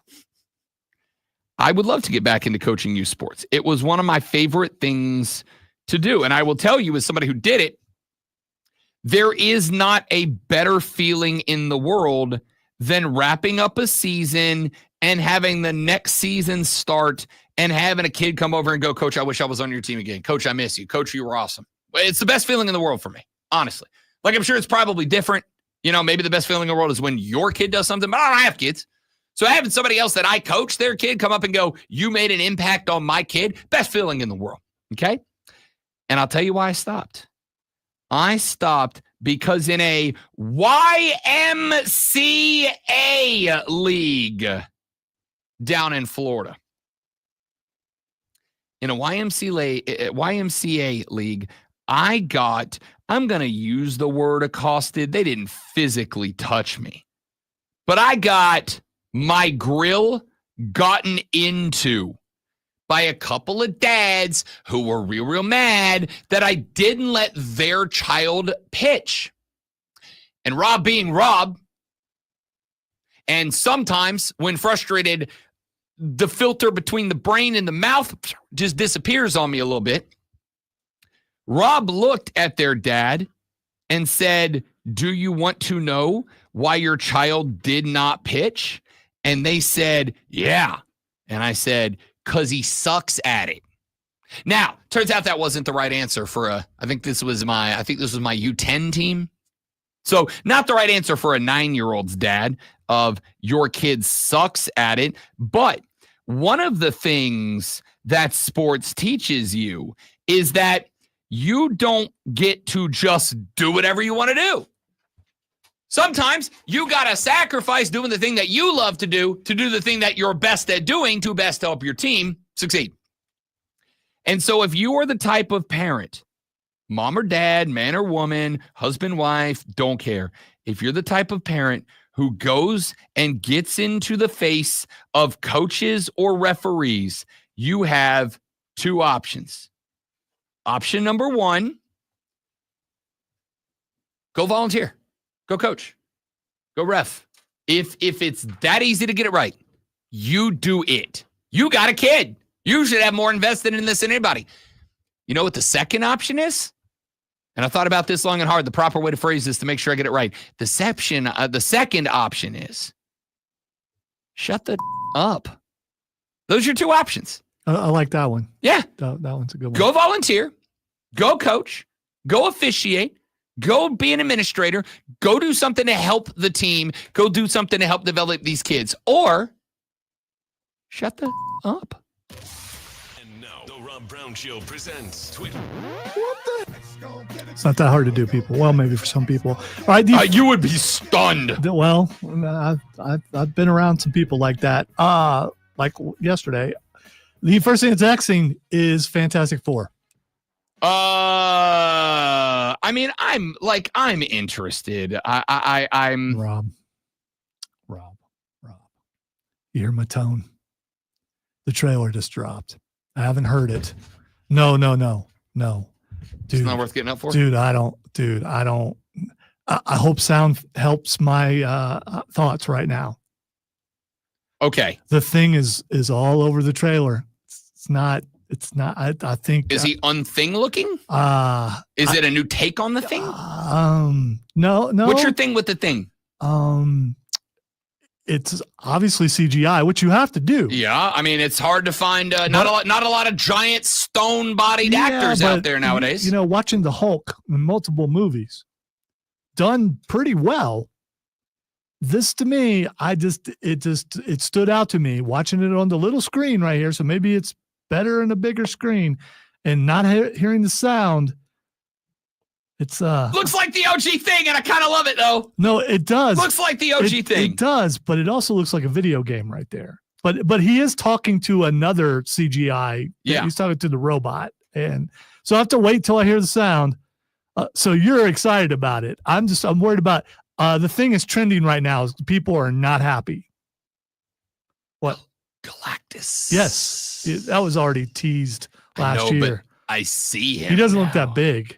Yeah, that's also true. Yeah, he's not a planet eater, yeah. but I also wonder if they're going to do something with him, like sizing up, sizing down. I don't know. Also, I feel like OG comic book Galactus would be real hard to get right in a movie universe. Like, I almost kind of feel like you're a little obligated to scale him down. If you were telling me there's a cosmic entity coming to threaten that can eat a planet, and then you're telling me that Pablo Pascal's going to stop him? It's Pedro, but I mean, Pedro, you know, whatever. That was my other thing is I want to hear, does Pedro Pascal sound like he's doing a Corona commercial, or does he sound like what you expect Mr. Fantastic to sound like?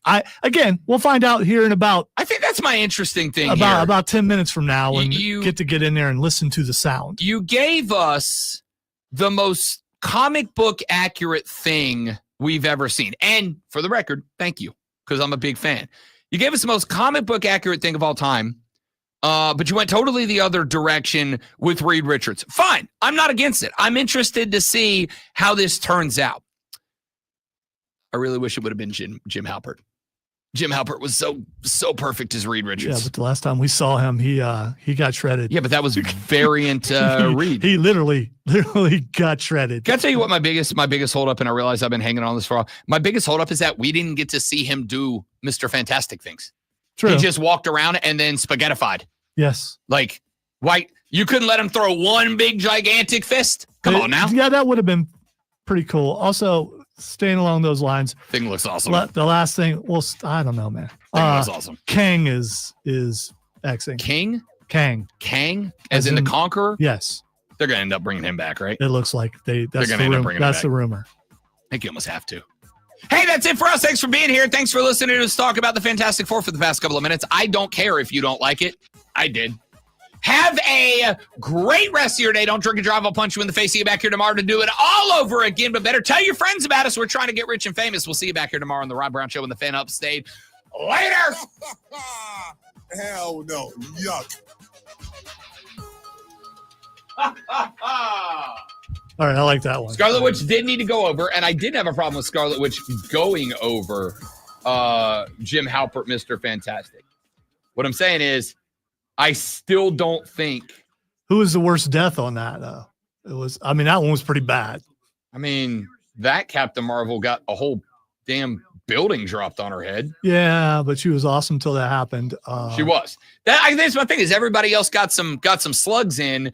Mr. Fantastic, we had the first opportunity to see like a legit like big haymaker fist from Mr. Fantastic, and we didn't get Black it. Bolt just blew his own head off. So I mean, I guess that was gnarly. I guess that is throwing a punch, though. That's kind of With how he what throws. mouth? Yeah. That was incredible. Okay, I'm turning the stream off because I'm going to watch the trailer. I'm good with that, Mad Therapy LLC. Please, listen, I'm going to tell you right now, somebody who did it for a long time, the impact that you would have on a volunteer coach or referee happened. The impact that you will have on a volunteer coach or referee, and you don't even have to like make a scene and scream how great they're doing. Walk up to one of these cats after the games and just say, I'm appreciative. I'm grateful. I understand that this is not easy and you don't get compensated for it. Thank you for doing what you're doing. Thanks for helping out. You will make a world of difference because the parents who are buttholes and suck are very loud and don't stop. He looks like he has a rock beanie on. The thing does. That's his eyebrows, man. He's got big eyebrows. No, it's talking about the Yeah. the head thing. That's not the eyebrows. There's this round thing that's comic book accurate. Well, there's eyebrows that round- like come down and around. No, he's got eyebrows too. I'm pretty sure that's like I don't know, to make him look like he's not just a bald rock guy. He looks like Korg.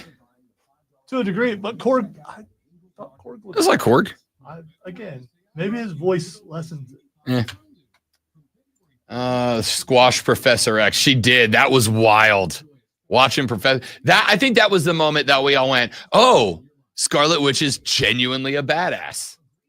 She out-mentaled Professor X. That's wild. Being a loud butthole is encouraged nowadays. You go viral for it. It's unfortunate.